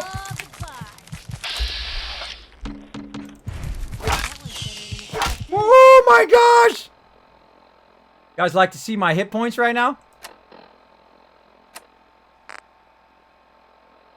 That's my hit points. I have literally 1 hit point. Okay, probably want a stem pack after that. Maybe some Nuka-Cola. I have literally 1 hit point. Woo, mama! There we go. Got my hit points back. I have literally 1 hit point left. That was so close. Yes, I'm doing the new survival mode again, which is about 10 to 100 times harder than the regular mode. I only play on survival mode now. I cannot play the normal modes. They are just way too easy. Way too easy. Oh, that was close. Get out of here before I die. Before I die! Whew. That was close. 1 hit point there. 1 more hit and I would have been a goner. It breathed on me, I would have been dead. Alright, so this is called Covenant. As you notice, I haven't converted it yet. I've got to stay away from this stalker guy. Get away from me, stalker! I'm gonna go ahead and sleep in here for a good 8 hours till it's morning time. Heal up again. So, by the way, if you do sleep for about 8 hours in the bed, you do heal completely up. If you do have, like, broken legs and all that stuff, you can heal up. I could have tried to walk all the way here with 1 hit point, but I probably would have died. So, I didn't feel like it. Get away from me, guy. Stalker, give me some lemonade. After a long day, nothing beats Deezer's lemonade. Hey, Deezer. 93% of all visitors prefer Deezer's lemonade. Free lemonade. I'll take some. Enjoy! Woohoo! Free lemonade. You from around? Get away from me, stalker. That guy's like a stalker. He just follows you around the whole settlement. You're like, dude, I don't got time for your face right now, bro. Now, here's one cool thing about Covenant. If you don't convert it very early on, you can use it as a base of operations to remove your conditions. You can use it as a vendor to buy and sell stuff, like that cool helmet I have on right now. And a lot of other cool stuff from this particular settlement before you go all postal on it. Also what it does, it acts a great base of operations when you're trying to take over Tapping and Boathouse, which just happens to be directly behind it. If I can just run this way. Now, there might be some stuff we might run into along the way. Oh, what's going on there? There we go. Wrong the way. Come on, Piper. Gotta keep a weather eye. Dark and rainy. Nothing new for me. Right there.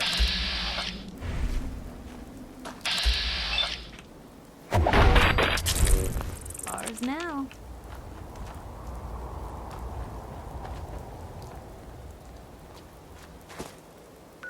All right. So Tavern and Boathouse is what we need to get. Now, again, in survival mode, use your companions. That's what they're there for. They actually work a lot better actually in survival mode than they do in the normal mode. I find they're a lot more useful. I'm going to kind of work my way. Tavern and Boathouse, watching for bad guys. There's another one. Frag mine, too. Come on, Piper. Yo. And I try to keep her tagged, and I also try to crawl around a little bit. I'm going to send her into the fray. Oh, wait. Let's see what else I've got. Hold on. Let's see if we've got anything fun. Spice this up. Oh, we got a Molotov cocktail. Oh, we got 1, though. Got to use it. Just let Use me it know. just right. Take a look. That's a plan.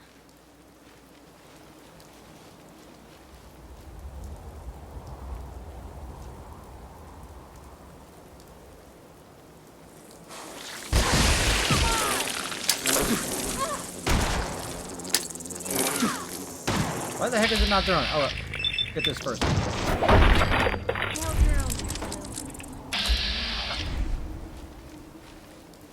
Get him. Piper got them all. Wow, nice job, Piper. Still some more in the house, though. Still some more in the house. All right, so we got those.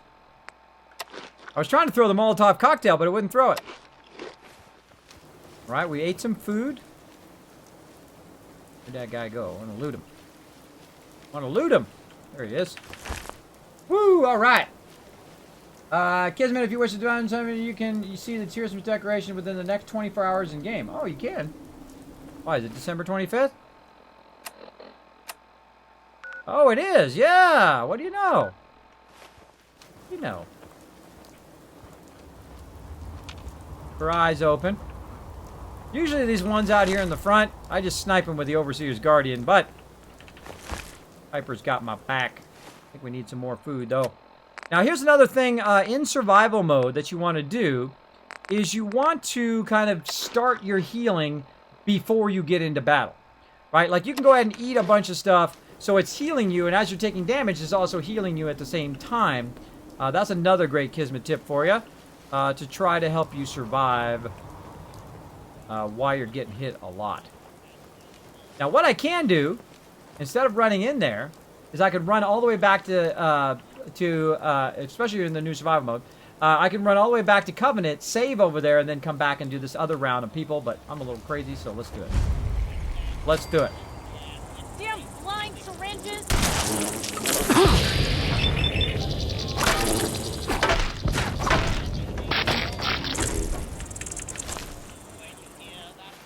Those things just like own you.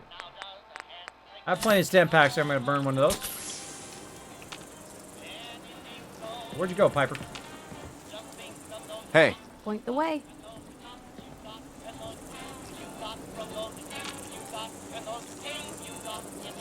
here. Of course. Now, one of the things I'm going to do is turn my back to her so that I don't talk to her when she's going up the steps.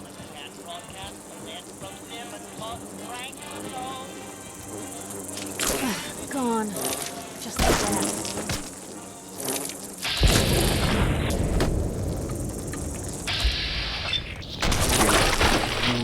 Oh.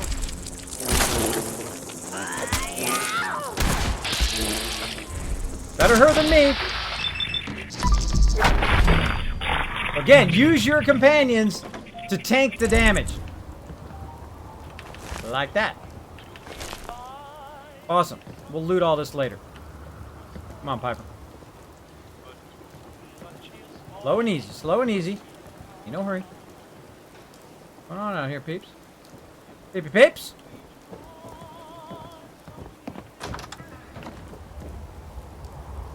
We already got those ones that were out here. Go ahead and open up this door. I think we got them all, actually. I think we got them all. Hey, kitty, what's up? Thanks for hanging out in the stream. Let's go ahead and try not to blow ourselves up. Get shot in the face. Have that laser pistol. Closes the door. Grab that shotgun. We're good. Go over here and get some free laser tripwires. Thank you, thank you. Pick up all this sweet loot. There we go. I just happen to know over there. I like free loot. All right, let's do it. All right, and we've unlocked another settlement, Tavington Boathouse. Awesome. Now, normally I would go through and I would build up this settlement and do all of that, but for right now, we're just going to do bare minimum. We're just going to build a beacon and start the beacon going. Let's see here if we have enough. I think I might have to scrap it all first. I might have to scrap it first, yes. Okay, let's see if we can very quickly. I'm going to show you a quick way to scrap the area. You just hit R and E and see if we can get enough resources to start a radio beacon. If not, then we'll come back later another time and do that. Me having teas. I think that's what that says. Thank you so much for dropping the Dragon Hammer, crushing the follow button, and becoming part of the Kismet Army. If I did butcher your name, go ahead and let me know in the chat. I don't mind. Go ahead and show them some love in the chat, everybody, for becoming part of the Kismet team. Oh, you're sick. I've been sick for months now. It's so annoying. Broncos, have you chosen a romance option this mode, Kismet? Not yet, but I will romance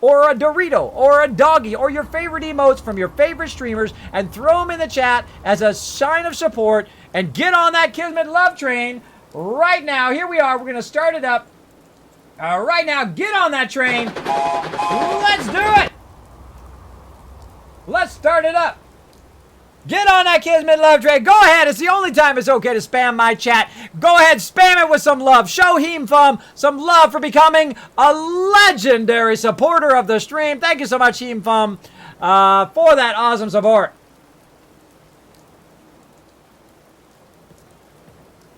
Start that love train, everybody. Let's see. Kitty's showing that love.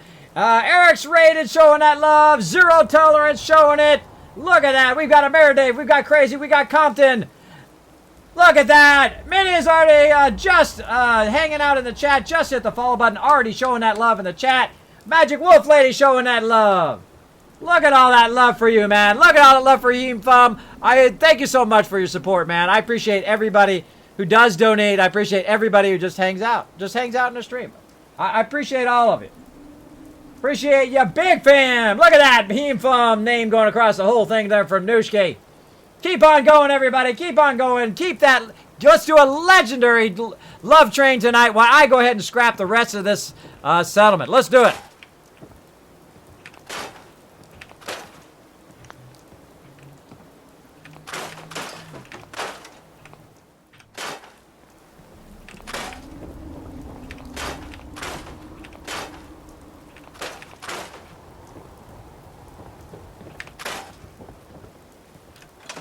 Lock's really strong. Sorry for you. Look at you guys blowing it up. That's some serious love in here. Getting that serious Kismet love going on. Showing it to the peeps. Let's finish up here. Let's get this settlement finished up.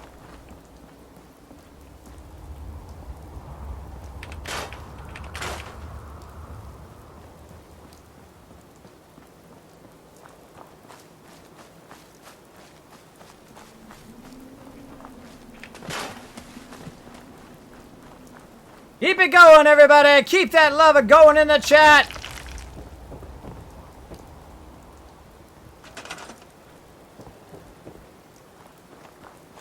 I'm going to go in the water. I'm going to go in the water. That's right. Go in the water. Don't forget, there's a whole bunch of resources down here. Get on down here. Get those resources. Those are your resources. Try not to drown, though. Drowning is bad. Come up for a little breath of air. Go back in and get some more. Now, some of you right now are going, what? There's resources under the ground, under the water. What? I never saw those resources there before. I never went in the water and scrapped that. I know. I was that same person. And then one time, while I was clearing this settlement, I realized, wait a minute. There's additional resources down there, including entire cars. That's right, there's a car down there to scrap, which is a whole bunch of steel. And I just kind of keep going back and forth to make sure I didn't miss anything, because it's kind of hard to see down here. There we go, right there, center block. Again, these are resources you're going to use through all of your settlement, not just this one, but all of your settlements. You'll be able to utilize it. And you'll see me kind of cut through here, see if there's anything under here, and try to get over here and try not to die. I have actually drowned to death at this particular location from staying under the water too long. So there we go. All right, so we've not only looted on top, but also in the water as well. So thanks, everybody, for showing that love. You always dance in your song. It is not sad at all, Heemfum. It is the perfect, man. It is perfect. Thank you again for becoming a legendary supporter of the stream. You will get your name eventually at the end of the stream, by the way. We will get that going. I hope I have some time to do that this week. Now, just so everybody knows, I will be back tomorrow, and I will be playing, of course, Fallout 4 all night long, so make sure to tune in for that. We're going to be doing some, what I call the robot delivery system, Kismet's robot delivery system. I'll show you that. How to move your resources around, even in survival mode, to move them from place to place and organize them, and you don't even have to take them there. That's right, you don't have to take them. You're going to set up a whole delivery system that's going to do it for you. It's going to save you hours and hours and hours of time. Okay, so we did all of that. Now, when you get it the way you like it, you save it. And in survival mode, you have to sleep in the bed to save. There we go. Otherwise, we'd have to do all of that again. That's for you, Amer Dave. I saved it just for you, bro. Just for you. Now, over here, there's a car. See that car? That is the very car that has killed my provisioner before. So we're going to have to take that car out.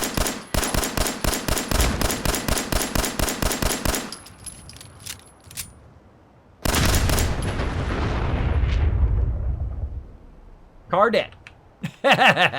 All right, so we took out that car. Now, everything else here is beyond the settlement. We can't scrap. Like, see this big tire right here? Let's go ahead. Go into workshop mode. I cannot get that big tire. But I'll show you a little secret. Show you a little Kismet tip. See this tire right here? You hold down E, pick it up, set it down in your settlement, go into workshop mode, boom, extra resources. You're welcome. You're welcome. And just walk around and do that for all the rest of these. You just pick them up. You can also just throw them like that by holding down E and then let go of E, or you just tap E, hold down R. I'm on the PC, by the way. Hold down R and boom, throw it if you want to, which is very fun. But then, of course, you have to chase after it. And then again, go into workshop mode and get those. So there's a lot of tires laying around here. They're pretty close. Usually I don't walk them too far. But when they're pretty close, I don't mind just picking them up and then holding down E, and then you just kind of tap E again to drop it. And so you can't get the ones that are all together, but the ones that are loose, it's a little bit of extra resources for you, you know? You never know, especially early on. Especially early on, might find a tire or two just laying around here. You can drag it back. You can also do it with cones. Anything you can carry. Whoop! I forgot about that mine. Yeah, I just about killed myself. Awesome. Watch out for that mine. That would have been awesome. That would have been my first death of the night. I get everything squared away. I've got everything all done. I killed all the mobs, and I got blown up by a mine. I was getting killed by mines the other day. I still haven't done that highlight. But I was just getting annihilated by these mines because I thought there was only one, and then it turned out there's two. And then I'm like, okay, we found those two. And then later on, we came back, and we ran over another mine, which I didn't even know was there either. Yeah, that's the way it goes. All right, let me move this out of the way because behind this, actually, some more resources right here. Now, I keep at least one cooking station or something to access the workbench so that I can grab that. I just kind of bring it out here in the front so I don't have to walk in the house every single time. I can access the workbench from right there. Now, let's go ahead and see. We've got enough now for a generator, but do we have enough for a signal beacon? Yes, we have just enough. All right, cool. Well, let's go ahead and put our signal beacon up here. And then we'll go ahead and we'll put... Oh, no. 2 copper. We need 2 copper, everybody. So close. But that's okay. Because guess what? Because it's still over here, I can just hoof my way over the hill here. And we'll get ourselves some copper, and we'll put that signal beacon there. And we'll move on. We'll move on. Because right over the way, this is why I liked Tavern and Boathouse as a base of operations. Because it's really close to Covenants. You can run over here, you can sell stuff. You can run back and forth very early in the game. So last time I did make Tavern and Boathouse my kind of center of the whole rest of the game. Which was super fun. Super fun. We might do that this time, or we might do something else. I haven't decided yet. Haven't decided, but we do need some copper. So let's go in here and see if we can finagle some copper for Penny here. You here to shop? Oh, Let me see sure. what you got. Take your time, sweetie. All right, let's go ahead and see if we can find some copper. Now, by the way, she got a really nice weapon right here, Justice. Really great shotgun early on. Of course, not as good as the Overseer's Guardian, but still cool. Oh, cool. So let's find ourselves some copper in here. We've got enough. We got 548. We actually, we brought all that stuff. We could probably sell some of it. Pulse grenade we want to keep. Short, we can sell that. We can sell this laser pistol. Explorer outfit. We'll sell this. What else we got? Fungus. We can sell that.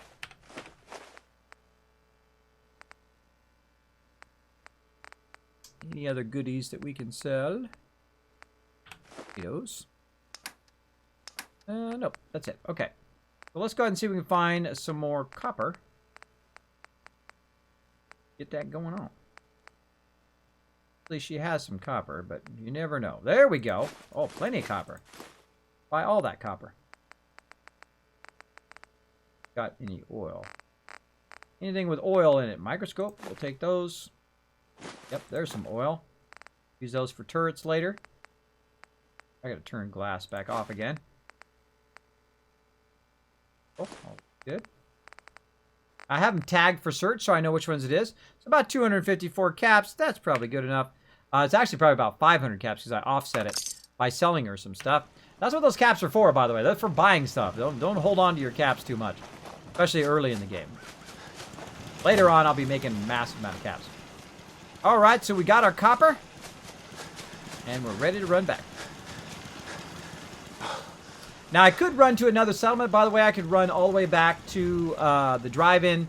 I could then grab a person and send them over here and then make them into my provisioner, creating my trade routes, which then give me access to all of my resources. And that's totally a legit way of doing it. I do that typically in the very beginning of the game. But on this one, there's usually just enough resources to do your radio beacon, but then you usually have to go grab copper or vice versa. If you do the radio, if you do the one first and then try to do the beacon. Either way. But then, okay, now we have enough.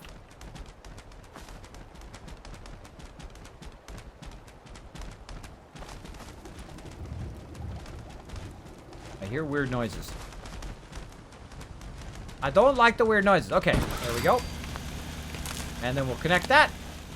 And then there we go. So now we're going to go ahead and attract some people. Let's go ahead and save. And I'll show you an awesome little trick when you first open your beacon. You first get your beacon going. So I'm going to sleep for 1 hour. It's the skeleton underwater, I bet. Okay, nobody yet. And we'll go ahead and sleep for another hour. Aha! We've got our first person. Our first person is going to show up here. Now, they might still be walking here. But again, what we're going to do is, like we do for the most of our base settlements, is we go ahead and put down. Let me. And I put down the bell.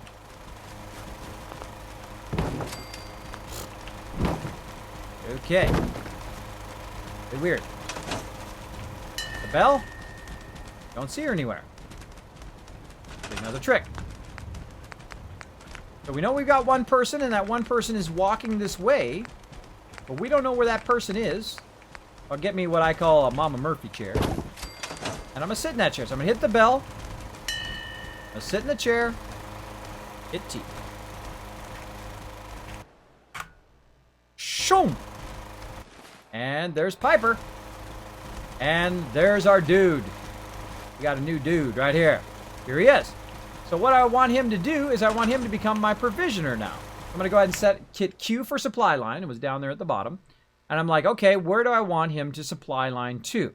Well, I say, oh, wait a minute, cancel, escape. What is the best place to run him, to connect him to the rest of our settlements? Now, I can run him all the way up here to 10 Pines, or I could run him to the drive-in. Now, I would also, you could also use Starlight and send him from Starlight to here, which means that it would take up a spot in Starlight, which is probably the better move, than to do him tapping to Boathouse. But it's a bit easier to just do it while you're here, right? Because tapping in Boathouse, I'm probably going to just build that up. And I'm going to tell you something else about tapping in Boathouse in a second. In just a second. So, Daniel the Red, everybody saying welcome, welcome. I'm starting a new game using the syringe gun. I rarely have a syringe gun. Maybe I should try the syringe gun this time. Maybe I should try that. Kismet, use the tire to push the big tire into your settlement. I know, huh? I know, I should use the tire iron to break the tires apart, right? There we go. Bacon is tired says, how are you hoping? Hi, Kismet. I hope you are doing well. Love it when you play Fallout 4. It's my favorite. Also miss you playing Fallout Shelter. Well, I still play Fallout Shelter. I still play all those games.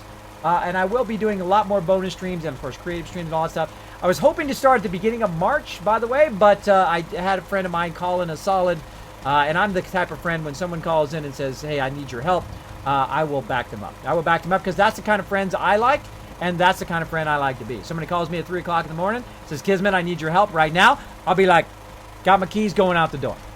That's the type of friend I like to be. Hopefully you've got some friends that are like that for you, or you're that kind of friend to them. That is the way I like to do it. So I will actually be traveling for a couple weeks at the beginning of March.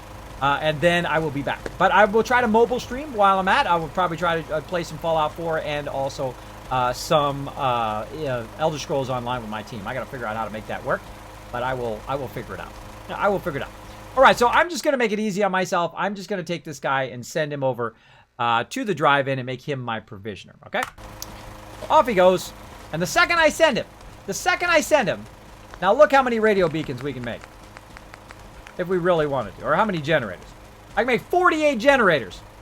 Now, just before I was scrapping to make 1 generator, but now I can make 48, and that's because I now have connected instantly all of my settlements together, which means that all the resources and all of my settlements are now accessible no matter where I am. So if I'm at Taffy and Boathouse, I'm good.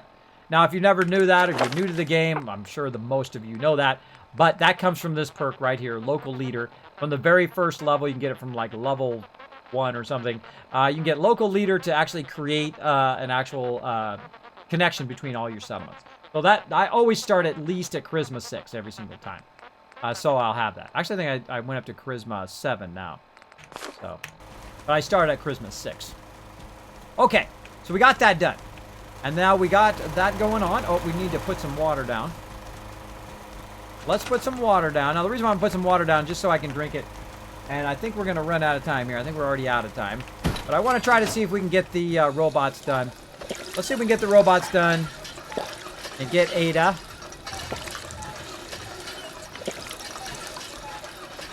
So if you notice, I'm not using purified water. I'm just drinking it out of my settlement. Right there. It saves you so much resources to just drink it whenever you're at your thing. That's going to get annoying. That's going to get annoying, I can tell already. Okay, let's actually go until the morning time. We can go the thing. Now, just so you know, there is a giveaway going on right now. There's a giveaway going on right now for Tropico 4. So if you would like to get Tropico 4 Steam Special Edition, you can get it right now. Now, the way you do that is you go !loot. That's right, you can win a full AAA game right now in the stream. I've given away thousands of dollars of games, thanks to my awesome supporters here on the stream. I've literally given away hundreds and hundreds of games. I've given away Fallout 4, a ton of copies of Fallout 4, the full version. And I've also given away Far Cry 4, Civilization 5, etc., etc. Just a massive list of games. And right now, we're giving away that game. So if you want to check it, you go !loot to check how many caps you have. And then Kiz caps you have. That's these things. Only in the virtual form. You're earning them just by hanging out in the stream. Just by hanging out in the stream. And you can also check it. If you look in the chat there, you'll see Revlo bot. You can click on that. You can go over to Revlo and you can click it there as well. But you just go !ticket and how many tickets you want to use. That is just like super creepy. Totally got to be the skeleton. Stop it. Stop making that noise.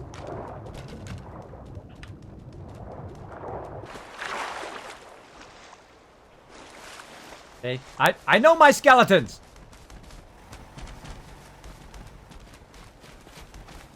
Maybe not.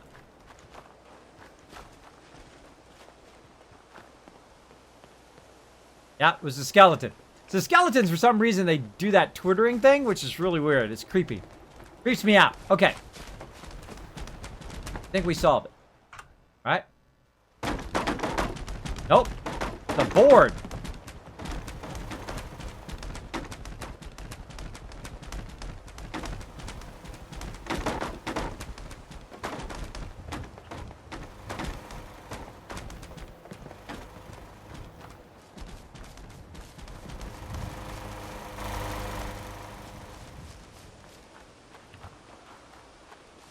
Where is it? Here somewhere.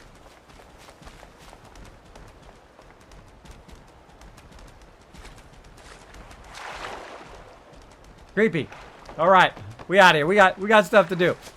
Let's hit the road, everybody. Okay, so we've got to get down right here to find the caravan.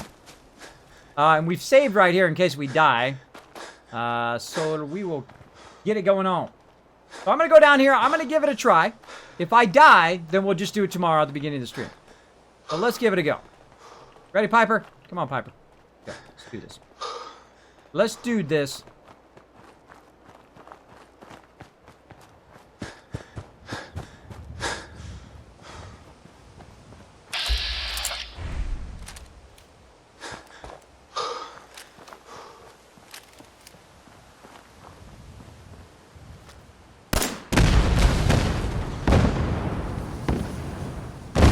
Probably would have been bad if I just ran across that, huh?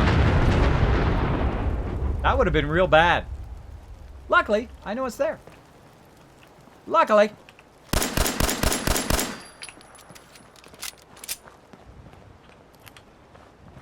I could have sent Piper in there. Watch her blow up, too.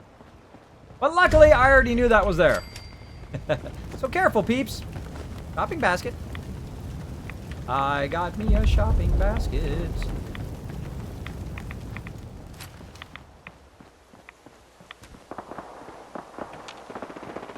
All right, something going on right now. Come on, Piper. Piper. Piper! Darn Piper, where'd you go? Get in the water. Piper!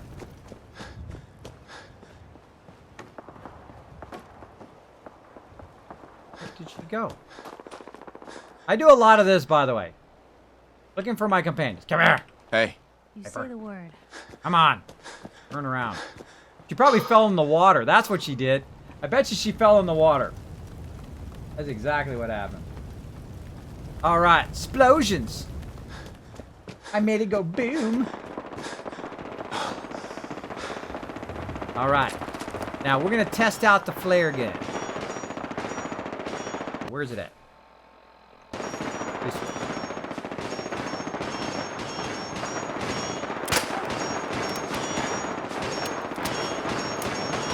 No man have been able to respond. Try it again.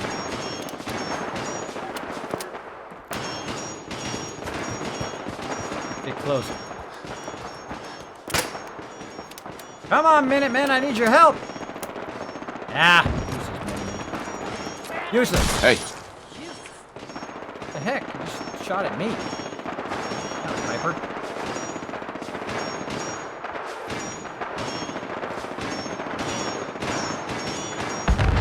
Get him. There's a whole bunch of you out there. Okay, now. I actually have my Molotov now. Can I throw my Molotov this time, please? Oh, I got a pulse grenade. Oh, baby. Oh, that's gonna be nice. So I sent Piper in there. Now I'm gonna try to hide.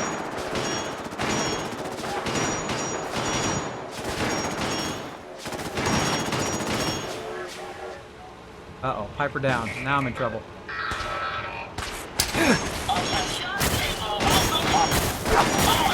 Run!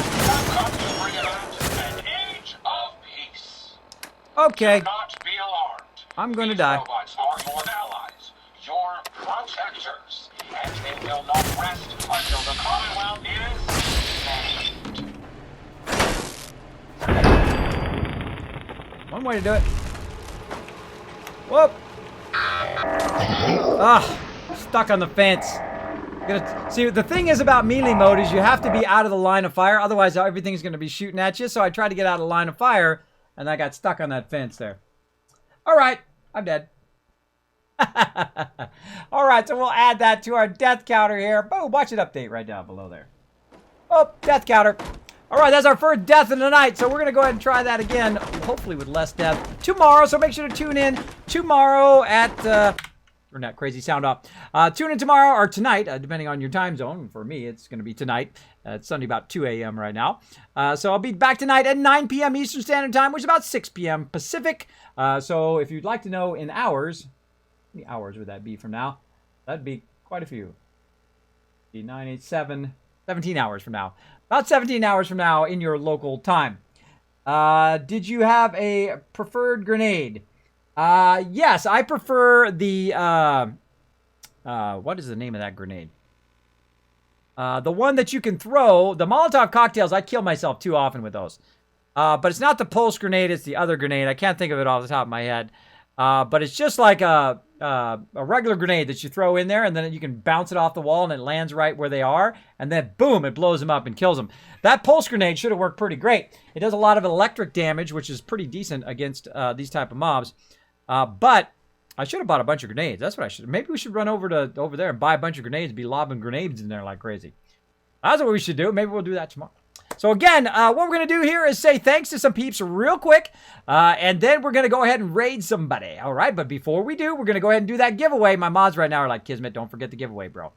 Don't forget the giveaway. Don't forget the giveaway. So I'll try not to forget. Okay, I'll be right back in 1 minute, and then we'll do that giveaway. Hail to the king, baby. Big thanks to Giga supporter Dark Angel for that awesome support. Thank you so much. Now thanks to my legendary supporters Kidney Killer 71, Misfit Jim, Resident Spike, JS Cags, Mace, Noah, Grandpa Plays, Teleshows, Coda, Steel Pie, Kern Jez, Action 2.0, Wink, Supersize My Peanuts, Aang, Big JP, That's Mr. Non to You, Fast Out Crazy, and Bamera Dave. Thanks to my legendary supporters and all my other supporters, you are the ones that keep this stream a-going. Now the best ways to support the stream is be a lurker, also subscribe and follow on YouTube and on Twitter, and one of the greatest ways is to donate or subscribe on GameWist or Patreon. That is the best way to keep the stream a-going. Unstoppable. Mr. Wolf, Chewbacca, Nooshki, Crazy, as well as Dark Angel. Thank you so much for that always awesome stream support. My stream schedule is Wednesday, Thursday, Saturday, and Sunday, starting at 9 p.m. Eastern Standard Time, that's 6 p.m. Pacific, to 2 a.m. Eastern Time. Plus, watch for bonus streams on my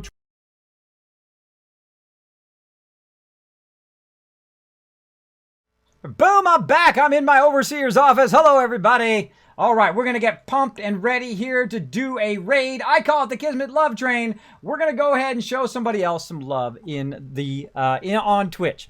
Now, one of the things that happened to me very early on when I was a streamer, and I only used to have about 5-10 people in my stream, and usually they were my members. When I first started off and became a serious streamer, this is actually my vocation now. I am a full-time streamer, at least to the extent that I can. I'm not a, 24 hours a day streamer. I just can't do that with my medical conditions, but I try very hard to do as much as I can. What I do is I love to pay it forward to other people because a whole bunch of people come in my stream, show me a whole bunch of love. They've rated my stream. Maybe they've introduced some of you to my stream, or I've introduced you to some other people that you really like along the way as well. And I think what it does is we send that Kismet love train out there along Twitch, and then that person then gets on that train and shows that love to somebody else, and shows to somebody else and somebody else, and it just goes around Twitch. It makes Twitch a much better place, I think. So that's what we're going to do here in just a second. But first, the giveaway. Don't worry, I'm not going to forget. But first, the giveaway. So let me go ahead and set this up. And I want to see, before we do the giveaway, I want to see you guys blow up this chat right here. I want to see if you guys are ready to raid. Now, let me go ahead and throw the raid thing in there. Let me have my mods throw it in there. Mods, go ahead and throw the raid thing in there real quick. Let me see if I can get everybody pumped up. Pumped up and ready. They've got a 20-second delay before they hear me. Let's see. Come on, people. Get that raid pump. There we go. Crazy's got it. Raid. Oh, no. Not working. There it goes. Nightbot's a little slow tonight. All right. What you want to do is go ahead and select that right there where it says Nightbot. It says Kismet Raid, sharing the love. Go ahead and highlight that. Copy it. Or if you're on mobile, you got to double tap it and do all your little stuff. Or you might just type Kismet Raid. Either way. But go ahead and copy it. We're going to paste it in the chat. We're going to do a test raid right now in my chat in 3, 2, 1. Go ahead. Blow up that chat. Get that love train going. Go ahead and show that love in the chat. I want to see you guys blow it up right here. Blow it up. Blow it up while I'm going ahead and set up this raid.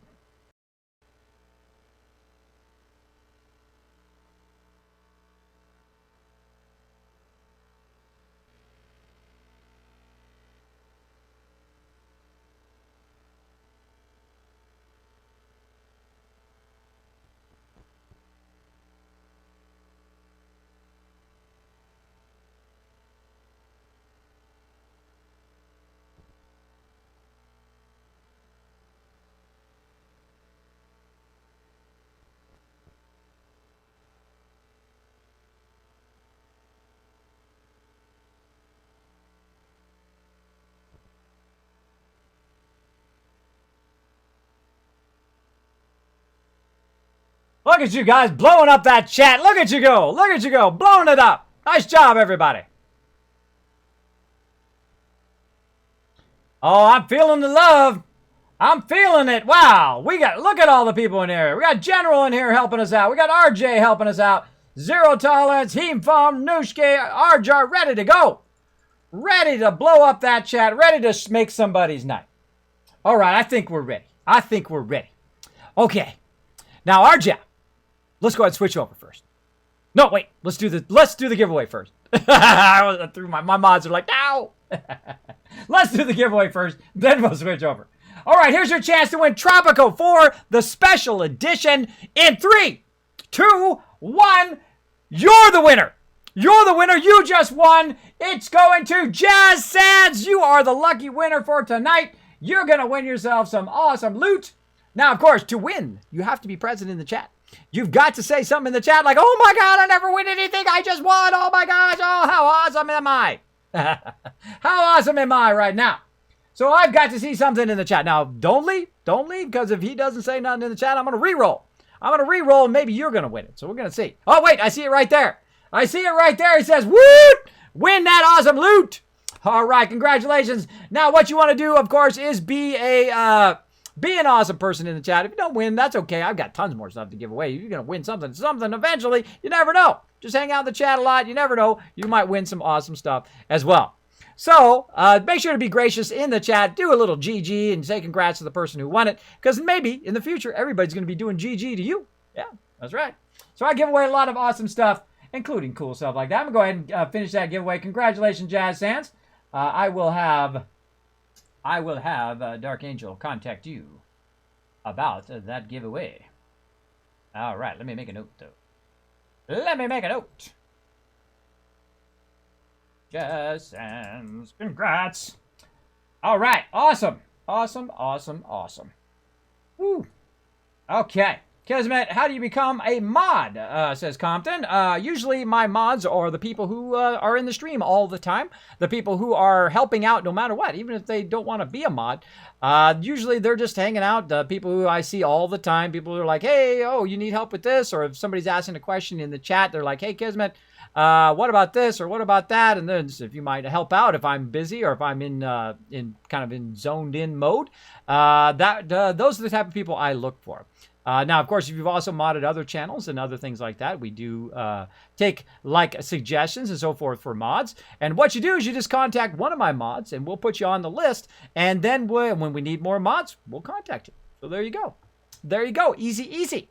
So just go ahead and let my mods know. They know now because I just said it out loud. So they should know. Put you on the list. So mods, put Compton on the list. If you'd like to be on the list. Now make sure to tell him if you want to be on the list or not.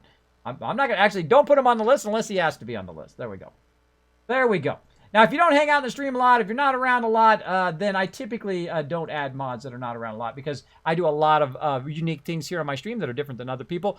So you've got to be really into the stream and you got to be really zoned in because there's a lot of stuff that runs behind the scenes that a lot of people never see. All right. And that's why I have the best mods on Twitch because they are amazing. They are amazing, amazing, amazing. Okay. So now it is time to raid. Let's do this. Boop. All right, now this is the person we're going to raid right over here. Now, currently, let's see. Now, normally, I do not raid big streamers. I do not go in and raid somebody who has 10,000 people in their stream, or 1,000, or 5,000, or whatever. I try to help the small guy. I try to help the small streamer who may not even got raided before, who may have not, they might have just a couple people in their stream. They might have only a couple followers. Now, sometimes I raid a little bit bigger streamers. Maybe they have 1,000 or 5,000, 8,000. Usually about 10,000 is my maximum that I will raid people, maybe somebody I really like. Or if there's somebody I really like Swifty or somebody like that, I might raid them just from time to time because I like their channel. But this person has 27 followers total. And right now she has 9 people on her stream, which is pretty good. If you only had 27 followers, you have 9 people on your stream. That's pretty good. And I remember when I only had 27 people or 25 people in my stream and only had a couple people in there. So, and then I remember the moment that Kira Karelia came in and raided my channel. And I will never forget that. And that's when I created the Kismet Love Train to pay it forward to other people. So that's what we're going to do. And our goal, we only have one goal. She doesn't have to raid me back. Maybe she becomes a giant streamer and she has 10,000 people in her stream. And maybe she becomes like the best streamer ever. She don't have to raid me back. That's okay. She can go and pay it forward to another streamer who will pay it forward to another streamer and so on and so forth. And if we make her smile, she's going to have a better stream. She's going to probably be a better streamer because we came in there and we showed her some love. So that's what we're going to do. That is our goal. You guys are going to go with me. Let's do it, everybody. Let's go ahead and listen in first. We go ahead and turn the sound on. And right now, it looks like she's building. I already like her already. I already like her already. She's building. I like that. All right. Can't hear her, though. She's very quiet. Oh, I did hear a little bit of shuffling there. All right. So, everybody, on the count of 3. Wait for me. Wait for me. Let's see. Let's do it. On the count of 3. Oh, we're going to make her night. We're going to make a great one here. Come on, everybody. Go with me. Go with me. 3, 2, 1. Go get her, everybody. I'm going to put that link in the chat. Click that link. Click that link. Show that. Copy paste that. Kismet sharing the love. What I want to do is Let's do it. Let's blow that stream up. wall that was kind of half open right there. Let's blow it up. It's like a window. Kismet Ridge sharing the love. Aw, thank you. There's so many people here all of a sudden. Oh, yeah. You I'm know not it. exactly sure what that means, but I appreciate any love that likes to be shared. Ah! Raid, raid, raid. This is crazy. Somebody explain what this is so I can go support you guys too.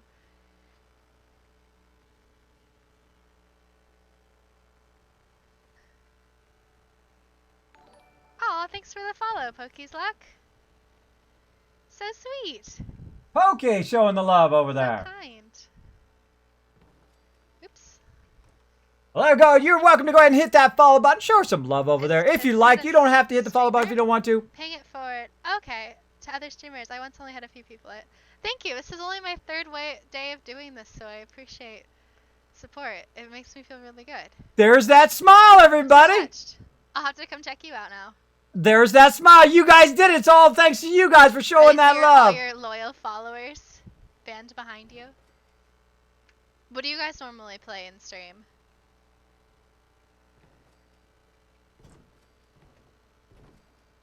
I'd tell her I was playing some Fallout 4. Maybe they're already out. Oh my god, 32 people. This is crazy. Well, There's so many of you. Aw, thanks for the follow. So many sweet emojis and things.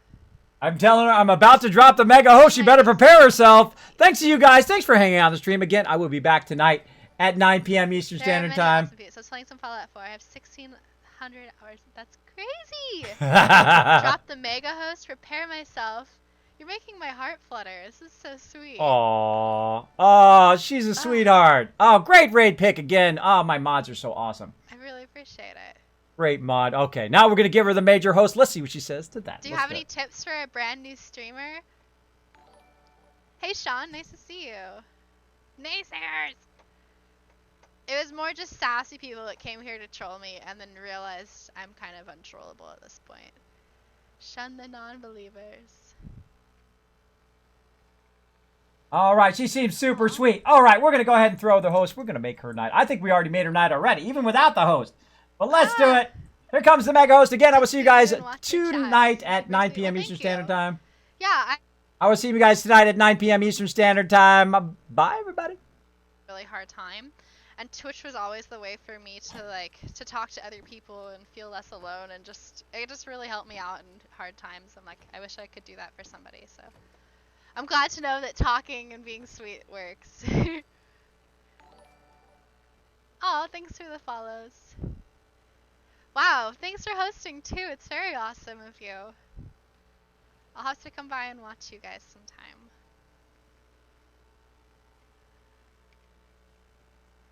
So much love is shared. Dropped 70 people on your channel. Well, thank you so much. I really appreciate it. Well, I was thinking about going to bed. I'm like, no, I can't. I've had that happen a few times to me too. If you guys are curious, I've been running some quests all day. I'm just starting to #1 on Twitch for Fallout 4. Thank you. Were you the person that was doing a 24? I'm looking the wrong way because my second monitor's right there. Were you the person that was doing a 24-hour stream earlier? Because I checked that out and that was pretty cool. I don't think, no, they were called something like co-op for. They were really nice. Ring of Destiny. You guys are so sweet. I'm shaking. This is the most people I've ever had. 88 people watching. This is a little stressful, I'm gonna be honest. I don't know, man. Can't even focus on my game anymore. I'm just like, there's so nice. Oh no, the Such a settlements. sweetheart. Such a sweetheart. I really like this thing. The We're going to have to settlement raid her maps, again, giving them too. too many Mods, make a note. defenses, We're going to have to raid her please. again. All right. Well, thank you. I think we need some beds for our. All right. That's it, everybody. Make sure Okay. they don't fall off. Bye, everybody. Thanks for